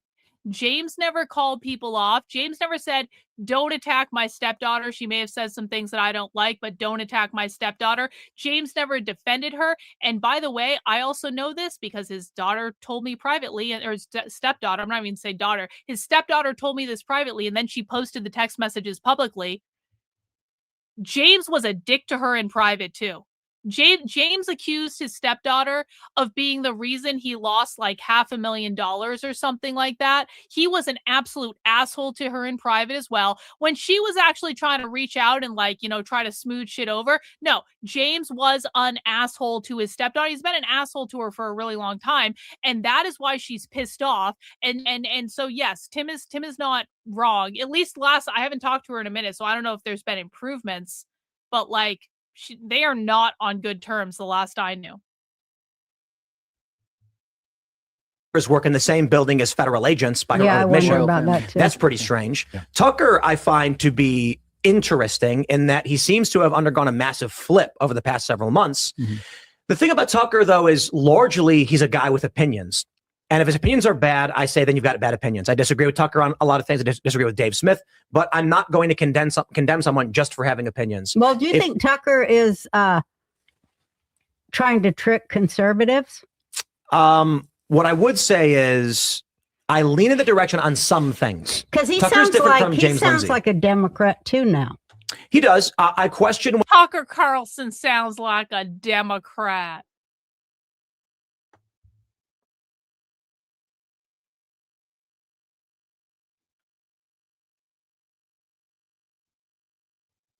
Roseanne needs to shut the fuck up and go away. I understand the novelty of having Roseanne do like a conservative podcast, and I get the novelty of it. Okay, fine. But Roseanne literally needs to shut the fuck up and go away if she thinks that Tucker Carlson is talking like Democrats. That's one of the most retarded things I've ever actually heard on the internet. When he said that Mossad was caught planting bombs in Qatar and Saudi Arabia, which has never been reported. There's no indication of that ever happening, nor evidence. And it's been denied by these governments who seemingly are, they have no, we are working, the United States, with these countries and Israel. So the argument then is that they're covering up for Israel. But if they're covering up for Israel. They support Mossad planting bombs. The story just doesn't make sense. Right. Then he came out and said the CIA was planning a criminal referral against him, to which the White House said that's not true and it didn't happen. Right. So I don't know who his sources are, but they seem bad. What I can say of Tucker Carlson right now is I disagree with him to a certain degree, but he's allowed to be critical of Israel. He's allowed to oppose the war, and apparently he has very bad sources.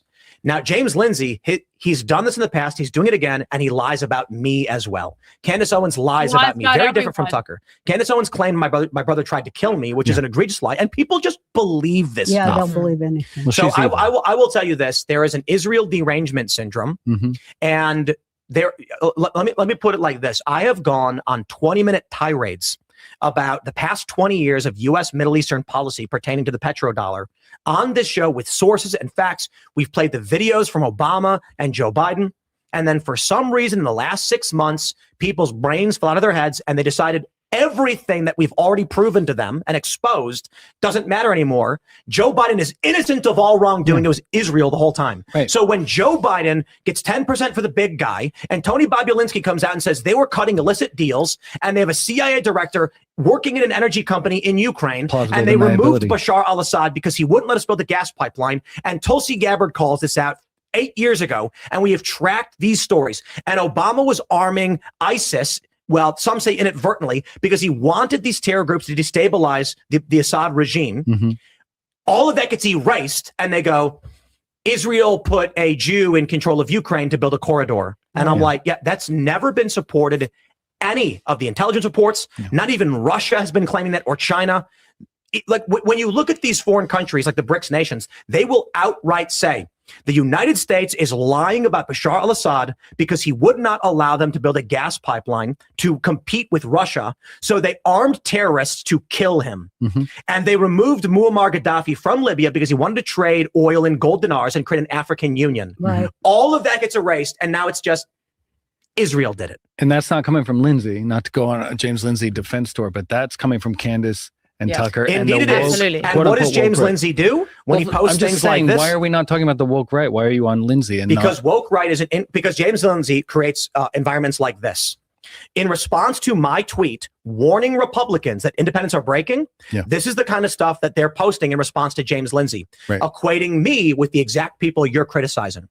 So why is it that James Lindsay is creating an environment where he's trying to loop me in with the people claiming that Israel's running the world? Could it be that when I warn Republicans you are losing independence, James Lindsay is trying to make sure people don't listen to what I have to say? It's plausible, sure. Because James Lindsay's MO has always been infiltrate and destroy. And that's exactly what he's been doing and he's doing now. And I will stress this again, woke right is an incomprehensible term when you have Chris Rufo. Yeah, I was thinking that. Chris Rufo's woke right? Chris Rufo supports Israel. Chris Rufo is a rabid fucking Zionist and an asshole and a narrative shill, and no one should ever believe anything that comes out of Chris Rufo's mouth. And I know I had a different tune on this a couple of years ago, and I think that there was a time when Chris Rufo was a lot better than he is now. But like no one should believe anything coming out of that guy's mouth. It's so fucking unhinged at this point. It's so fucking smarmy and contrived. It's so ridiculous. But no, Tim is correct that Chris Rufo is a rabid Zionist. Mary Morgan is on Pop Culture Crisis. Mary Morgan comments on Timothy Chalamet. You off. No, this is the one example I'm making No, because it's a good point. Home Math doesn't even talk about this. He does commentary on feminism. James Lindsay has attacked these people to create a catch-all term by his own admission. I got to tell you guys again, you need to just read what he talks about. He has publicly stated the term woke right was created as a catch-all term akin to alt-right so that you can poison the well and lump everyone into the same category. Alt-right originally was coined by but was used by individuals to mean an alternative to the mainstream Republican Party. And then the AP came out with a style guideline saying alt-right. That's Tim's sister. I hope she's doing well. Means white nationalist. Yeah, Then retroactively, they went to people like Mike Cernovich, who is not a white nationalist, and they found a tweet from 6 months before this and then said he admitted he's a white supremacist. This is what James Lindsay admitted to doing with the term woke right. What would you like us to call them? Yes. So define woke in 15 words or less. Or the people dividing, the actual people dividing MAGA, who are they? So when you're referring to, let's jump They're to Jew haters. Well, yeah, sure, but that might just be the tool used to if it is a tool. So if you've got these people right here, which is Candace Owens, Brett Weinstein, Megyn Kelly, Nick Fuentes, Dave Smith, Glenn Greenwald, and Tucker Carlson, Nazis. Call them whatever you want, but that's what I call them. Woke right has become incomprehensible thanks to James Lindsay. Right. So when you say woke right to me, I say, stop insulting my friends. And you go, oh my God, you're friends with woke right? I say, I employ some of them. Right. And then in your mind, you're thinking Nick Fuentes. In my mind, I'm thinking Mary Morgan. Understood. James Lindsay did that. He made it impossible for you to identify these people because initially moderates were pointing out a group of people that were utilizing similar thought processes, that is critical theory, the oppressed versus the oppressor, and the idea of Jewish supremacy. Right. But thanks to specifically, not Constantine, and trigonometry guys, because they've been repeatedly referring to them, but specifically James Lindsay, when you say that word, it is meaningless now. Okay. So let's come up with a new word. Well, I think woke Jew hater. Do it. Wokeism I is like Jew hater because that is what it is. And that is just a raw. That's what power does. Well, I don't That's think what power does when it's going to get exposed. It throws Jews as raw meat to the hungry dogs in the street. I'm gonna be real clear. I don't give a flying fuck that Roseanne is Jewish. I don't give a flying fuck that Roseanne's son is Jewish. I think Roseanne is annoying and stupid and counterproductive and should not have a seat at any intellectual table at all. I think her son is annoying and stupid and counterproductive and a narrative shill to make people think that everyone is a Jew hater. I think that these people are just not worth listening to. They're not worth your time. They're not worth your energy. They are not saying anything fucking intelligent. They're not even hinged into reality. They're just making shit up. It's cringe. It's annoying. It's anti-intellectual. And that's why I don't like them. Has nothing to do with them being Jewish. Because the Jews work. I'm talking about, the Jews who work in banking and all that shit. Jews work for people who don't work. That's what people do not get.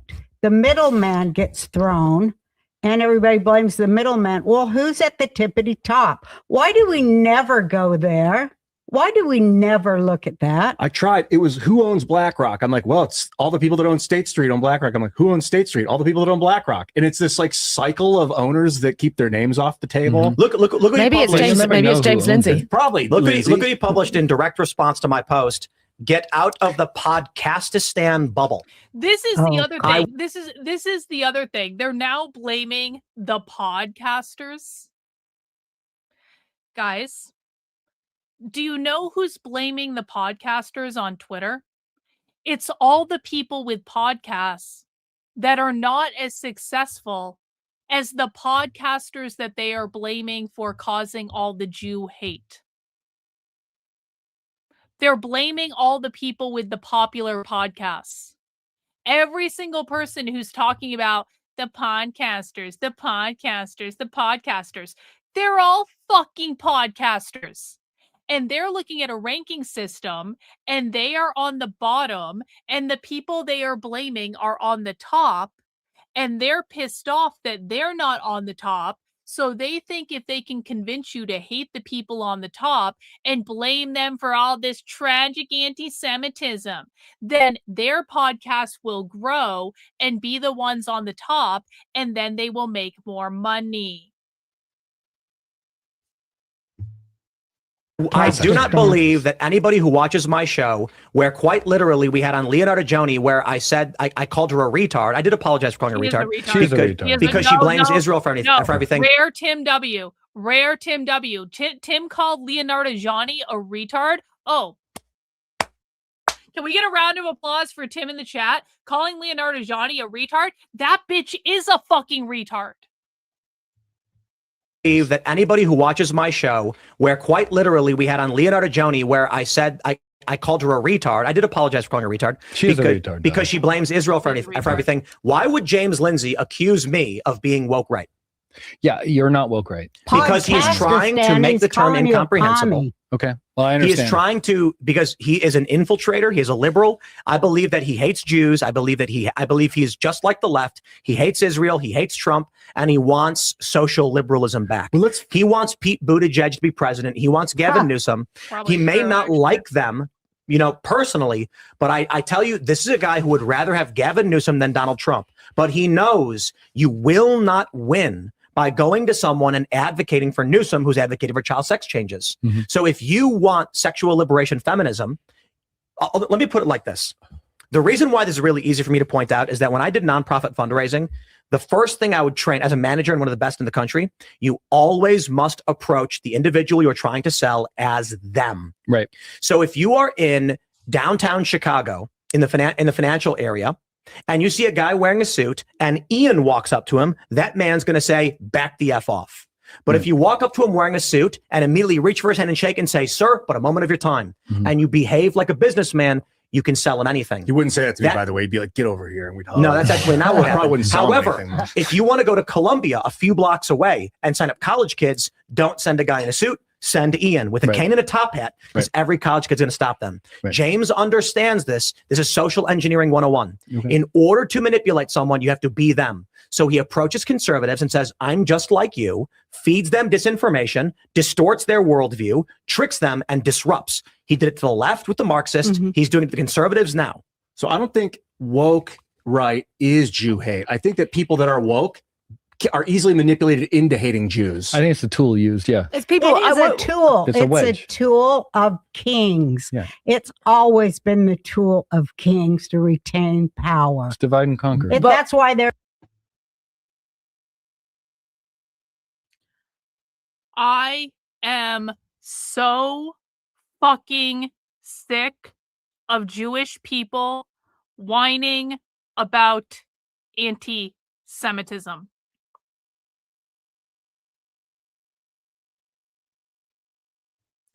I am so fucking sick of it. I'm so fucking sick of it. There has not been a single day for 2.5 years, ever since October 7th. There has not been a single fucking day that we have not heard immense whining and complaining about anti-Semitism, anti-Semitism, anti-Semitism, Jew haters, Jew haters, Jew haters, Jew haters, anti-Semitism, anti-Semitism. Every fucking day. I am so fucking sick of it. I am so fucking sick of it. Black people don't complain this much. Mexican people don't fucking complain this much. Women don't complain this much unless they're also Jewish. If the women are also Jewish, then they do complain this much. But women, when they are not Jewish, don't fucking complain this fucking much. Muslims don't complain this much. Gay people don't fucking complain this much unless they're also Jewish. The only people who literally get up and complain every single fucking day of their fucking lives how oppressed they are and how they're always victims of the world are Jewish.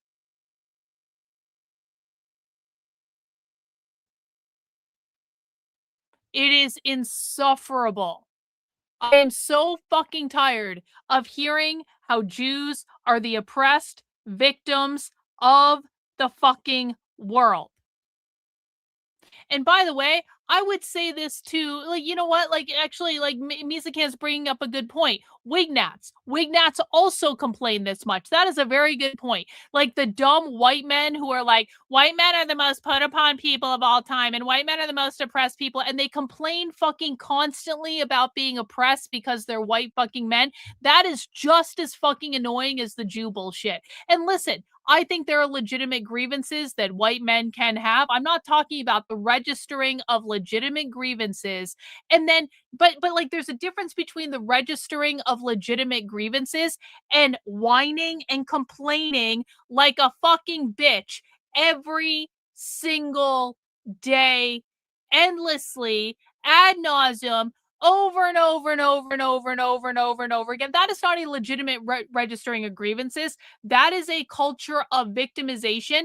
Literally shut the fuck up. And especially to like the white men who do this, the wignats, it's like, you know what? You guys think white men are so great? Then why can't you stop whining and complaining like a woman for 1 fucking minute of your life and just go fix the fucking problem? Just be a man, do whatever you fucking need to do to fix the problem. I'm just tired of the whining and the complaining.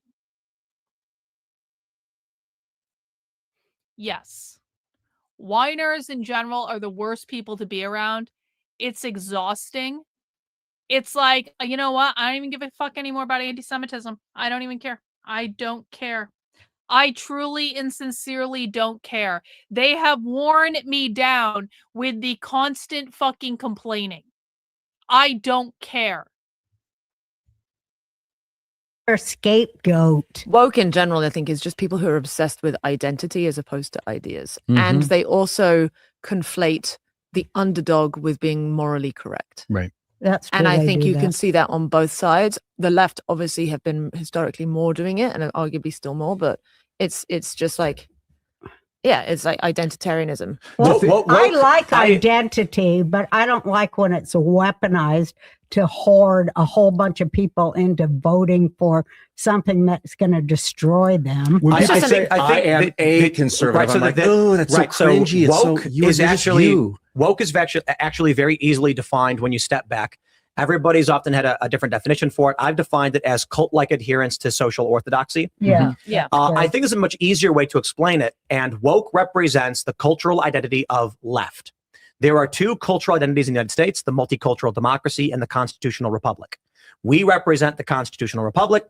Woke represents the multicultural democracy. Okay. They don't believe in the electoral college. They don't believe in this country. Tim, per usual, has no idea what he's fucking talking about when it comes to the left, but I'm just not going to debunk him. I've debunked Tim 1,000 times on his retarded perception of what the left is, which is completely unhinged from fucking reality, and it's just made up of a conservative bullshit narrative and all the clickbait content that he consumes and all that stuff. He doesn't know what he's fucking talking about. I'm just not, we're getting later into the stream. I want to finish this because I got to pee, and I just don't care that much to debunk him again. But he's wrong. He doesn't know what he's talking about.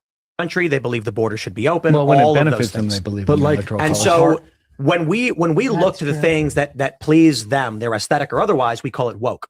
A good example of this I often cite is the Jaguar commercial, which was just postmodern art. Nothing about it was trans. It was just people dressed in weird clothes, but they called it woke, and the car brand failed. Another example of this would be Concord, the video game, where it's the biggest media flop in the history of mankind. $400 million. They made $0. Wow. The characters were all woke aesthetic with pronouns. Nobody wanted to buy it. Right. So this country has two countries within it. One, I believe, is largely born from the internet. So it's organized digitally, but disorganized physically. And they can easily coalesce in cities for riots and things like this. Mhm. However, the bulk of this country is the constitutional republic. And so when you say something like woke right, all you're doing is referring to a different cultural identity that is not the dominant Republican Party, and it is not the left cultural identity. Unfortunately, as I already stressed, that word has become incomprehensible as literally everybody is woke right now. When I see identitarianism on the left for sure, with people being like, I'm part of the group. And then on the right, when people are like, I'm a Catholic. I'm like, well, what does that fucking mean? What is your lifestyle? What do you think about at night? Like, what's your relationship like with your wife? Like, what do you mean? And so people, they're like, they hide behind the badge of religion on the right as their woke identity. And it drives people like me away from the movement. If you're not truly with God, like, I don't find what you said to be comprehensible. Well, like people that think they're part of the cult of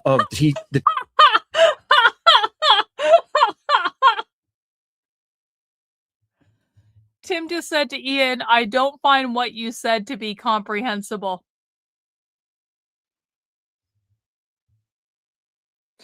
So true, Timmy. So true. they hide behind the badge of religion on the right as their woke identity, and it drives people like me away from the movement. If you're not truly with God, like don't pretend, I don't find what you said to be or comprehensive. like people that think they're part of the cult. Wait. What not update? Does He's anyone have an offer auctioning. for her? He's gonna try to auction that silver bag. I promise you, he's gonna auction it. I want to see how much it goes for. Okay, last what not break of the stream, and then we're gonna watch Tim. I can help you sell it. You can get a lot more. I can give you a lot more for your kidney. I think he's gonna try to auction it. He's gonna do Don't it. spend. It's not a fair trade. You can get at least 60 to 65. We can get at least 60 to 65. I can get you a couple Birkins. I can get you a lot of stuff. Yeah, you can get at least 62. I think you can get 62 at least for a kidney. This is beautiful. Look at the inside.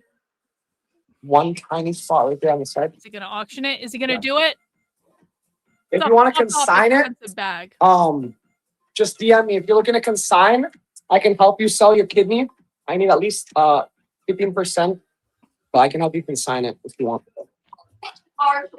Auction the This is bag. beautiful. It's very stunning. We do consignment for everything, guys. I won't turn down anything on consignment. This is beautiful. What should we do with this one, boss? Auction it now. What should we do with this one? Come on, Boss. Omi. We're trusting you. If you're for in entertainment. California, Do it. just go to Nevada. Steph, congratulations. Do we have some free Dior? Let's get some free Dior for the whole chat. This is a crazy piece. Auction the bag. It's a crazy piece. Yeah, if you need to consign your kidney, just send me a DM. I'll see what I can do. I might. I'll If take he care. ever gets one of those I Dior got you. Python bags again. This is a crazy piece. I mean, this is a low comp too. This is a very low comp. Look at That this. $5,800. That's a very low comp on this one.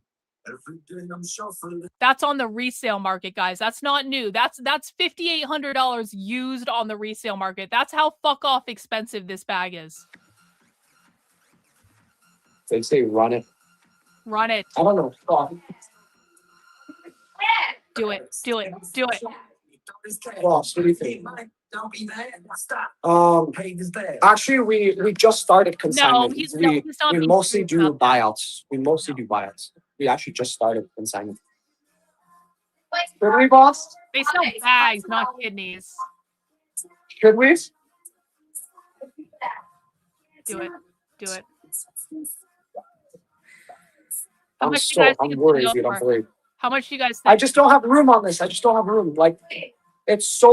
Place your bets in the chat of how much this bag is going to go for if he auctions it. No. 1,000, 2,000, 5,000. Who's bidding on her? Let me How much see. is it Who's gonna go bidding for? on her? Who's bidding on her? Who would be bidding on her?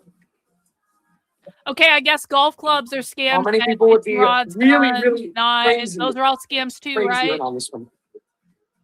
Boss, I don't want free bids. Purely free bids. 2,200 Reagan, 1,000. This is too expensive. I don't need free bids. I think this is going to go probably over 2,000. Who's going crazy on this one? I don't think it's going to go over 3. I think it'll go over 2,000. An arm and a leg, you can consign. You don't need to offer me an arm and a leg. That's worth a lot more. Guys, Yeah, at least get fair one in value. bronze. Yeah, I want the one in bronze. I don't Can we want do it, boss? I want I the one don't in know. bronze. This is ridiculous. And when I get the one in bronze, I will get it from China for significantly less money than this is about to go for. Or a leg. You don't need to give up both. Just do an arm. You don't need to do an arm and a leg. This is crazy. These are commodities, guys. That's how crazy this is. These are fucking Just freaking out. commodities. Would you guys rather do this or Chanel? Would you Yeah. rather do this or Chanel? Auction it, do it. I Do just it. don't know. I Omi, don't know how many people do are it. going crazy. No, people are telling let's him to do do Chanel Chanel. then. No! Should we do one more wild stitch? I actually have one more wild. The fucking chat ruined it. The fucking stupid bitches in the chat ruined it. They ruined it. All the women in the chat were like, auction Chanel, Omi. We don't want this. Like, they ruined it. Right? Like, fuck those women. God damn it. Unbelievable. We were about to have great fucking entertainment. The women ruined it. Can you do? Oh, wait, he's back. Hang on. Silverbag's back. We're Hang gonna on. do it. Do it. Give me your custom max bid. We're back. You guys, don't let me down. We're back. Literally once in a year type of bag. Like you're gonna see it once a year. Clear the pre-bid. You're gonna see it once a year. It's that rare. Boss, go all out, Yeah, guys. Go ignore all the out. women, Omi. Do Ignore not them. hesitate. You Auction will the not bag. see it again. You have 5 seconds to bid. Inside is also beautiful. Custom bid only, guys. Do not take any chances. This is a crazy low comp on this tube. This is a crazy low. Boss, clear the pre-bids. You guys have 5 seconds. No shit. Go. No shit. You guys have 5 seconds. Come Go. on. We are live. Go. I'm saying 20. I'm actually with Reagan, like 2200, something like that, low 2000s. We are 1800 live right now, baby. 1800, I need everybody 1900, in the chat right now. 2000. We are live right now, baby. It's slowing down. Let me see you guys. Yo. Let me see you guys right now. I want to see you guys. Let's 2100. go. This is a crazy bag. Almost I need everybody in the Reagan, chat, you guys. might be dead. I need all my God. I need all my people. I need all my people. Let's go, guys. This is a crazy bag, guys. Yo, I need all my Reagan! people. Reagan with the prediction. Reagan was $20 off, $2,200, $22.20. Holy shit! Reagan, W's in the chat for Reagan for correctly predicting the bid. Kiss. Awesome. Well done. Okay, let's go back and finish Timmy. Of the TV news on the left and people who think they're part of the cult of the church on the right are both equally woke. Like, if you don't have evidence to back up the data, you learn this through COVID. Don't say it's real. Right. You I find think there's I reject what you are saying, because there's a big difference between the left deciding to sever the genitals of children and someone coming to a faith-based justification for their worldview. So again, let me stress the difference here. Someone says, I have witnessed things in my life that are hard to explain. I have developed a personal relationship with God. I'm going to have faith in the things that I find to be good, just, or otherwise. And it is true that when you step outside of individuals, different people have different religions, and that is a challenge. But deciding to live your life based on faith, like, well, that's different than just spouting what your religious leader tells you you're supposed to spout. Well, let me say it like this. There is no grand philosophical question over cutting off a child's breasts. Thanks for checking out this clip from Timcast IRL. That's it. Okay, I guess it's over. All right, Tim is right about James. He's wrong about many other things. I think that's going to wrap us up for today. Did you guys enjoy the show today? Did you enjoy the meandering show where we did a little Q&A and I talked about stuff and then we watched some random content? Did you guys enjoy this? 1 in the chat if you enjoyed the show today. 2 in the chat if you thought this was dumb and lame. I will be back tomorrow. Hopefully I'm feeling a little bit better tomorrow, and I'm gonna go basically hang out and go get some sleep. I think I just need some sleep. I'm fucking tired. Got a big weekend coming up. I appreciate you guys hanging out. I appreciate everyone who sent in channel memberships. I appreciate everyone who sent in super chats. You guys rock. I'll be back tomorrow. Take care. We'll see you.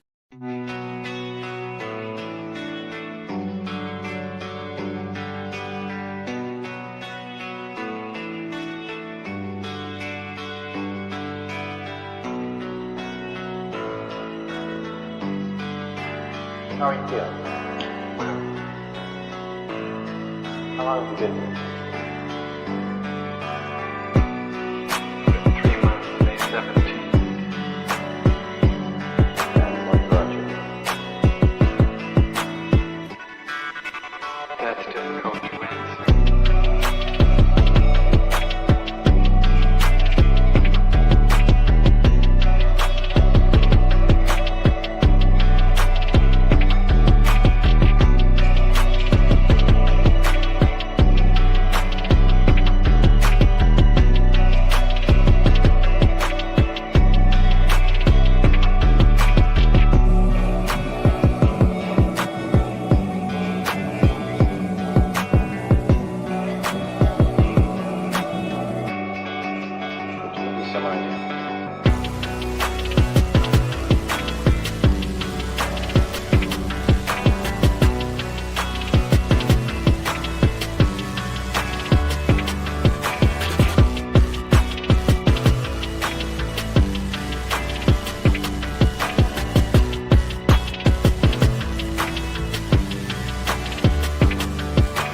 I am not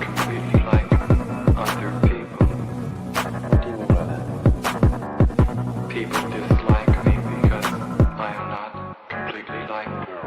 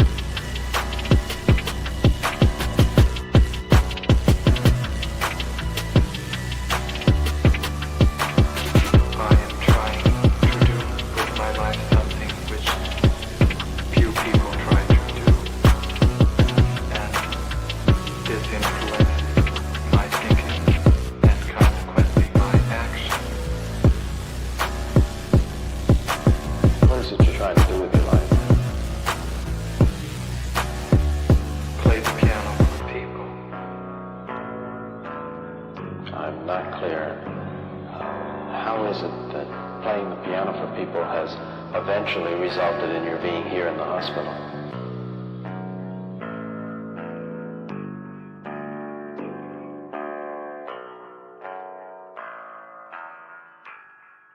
That's difficult to answer.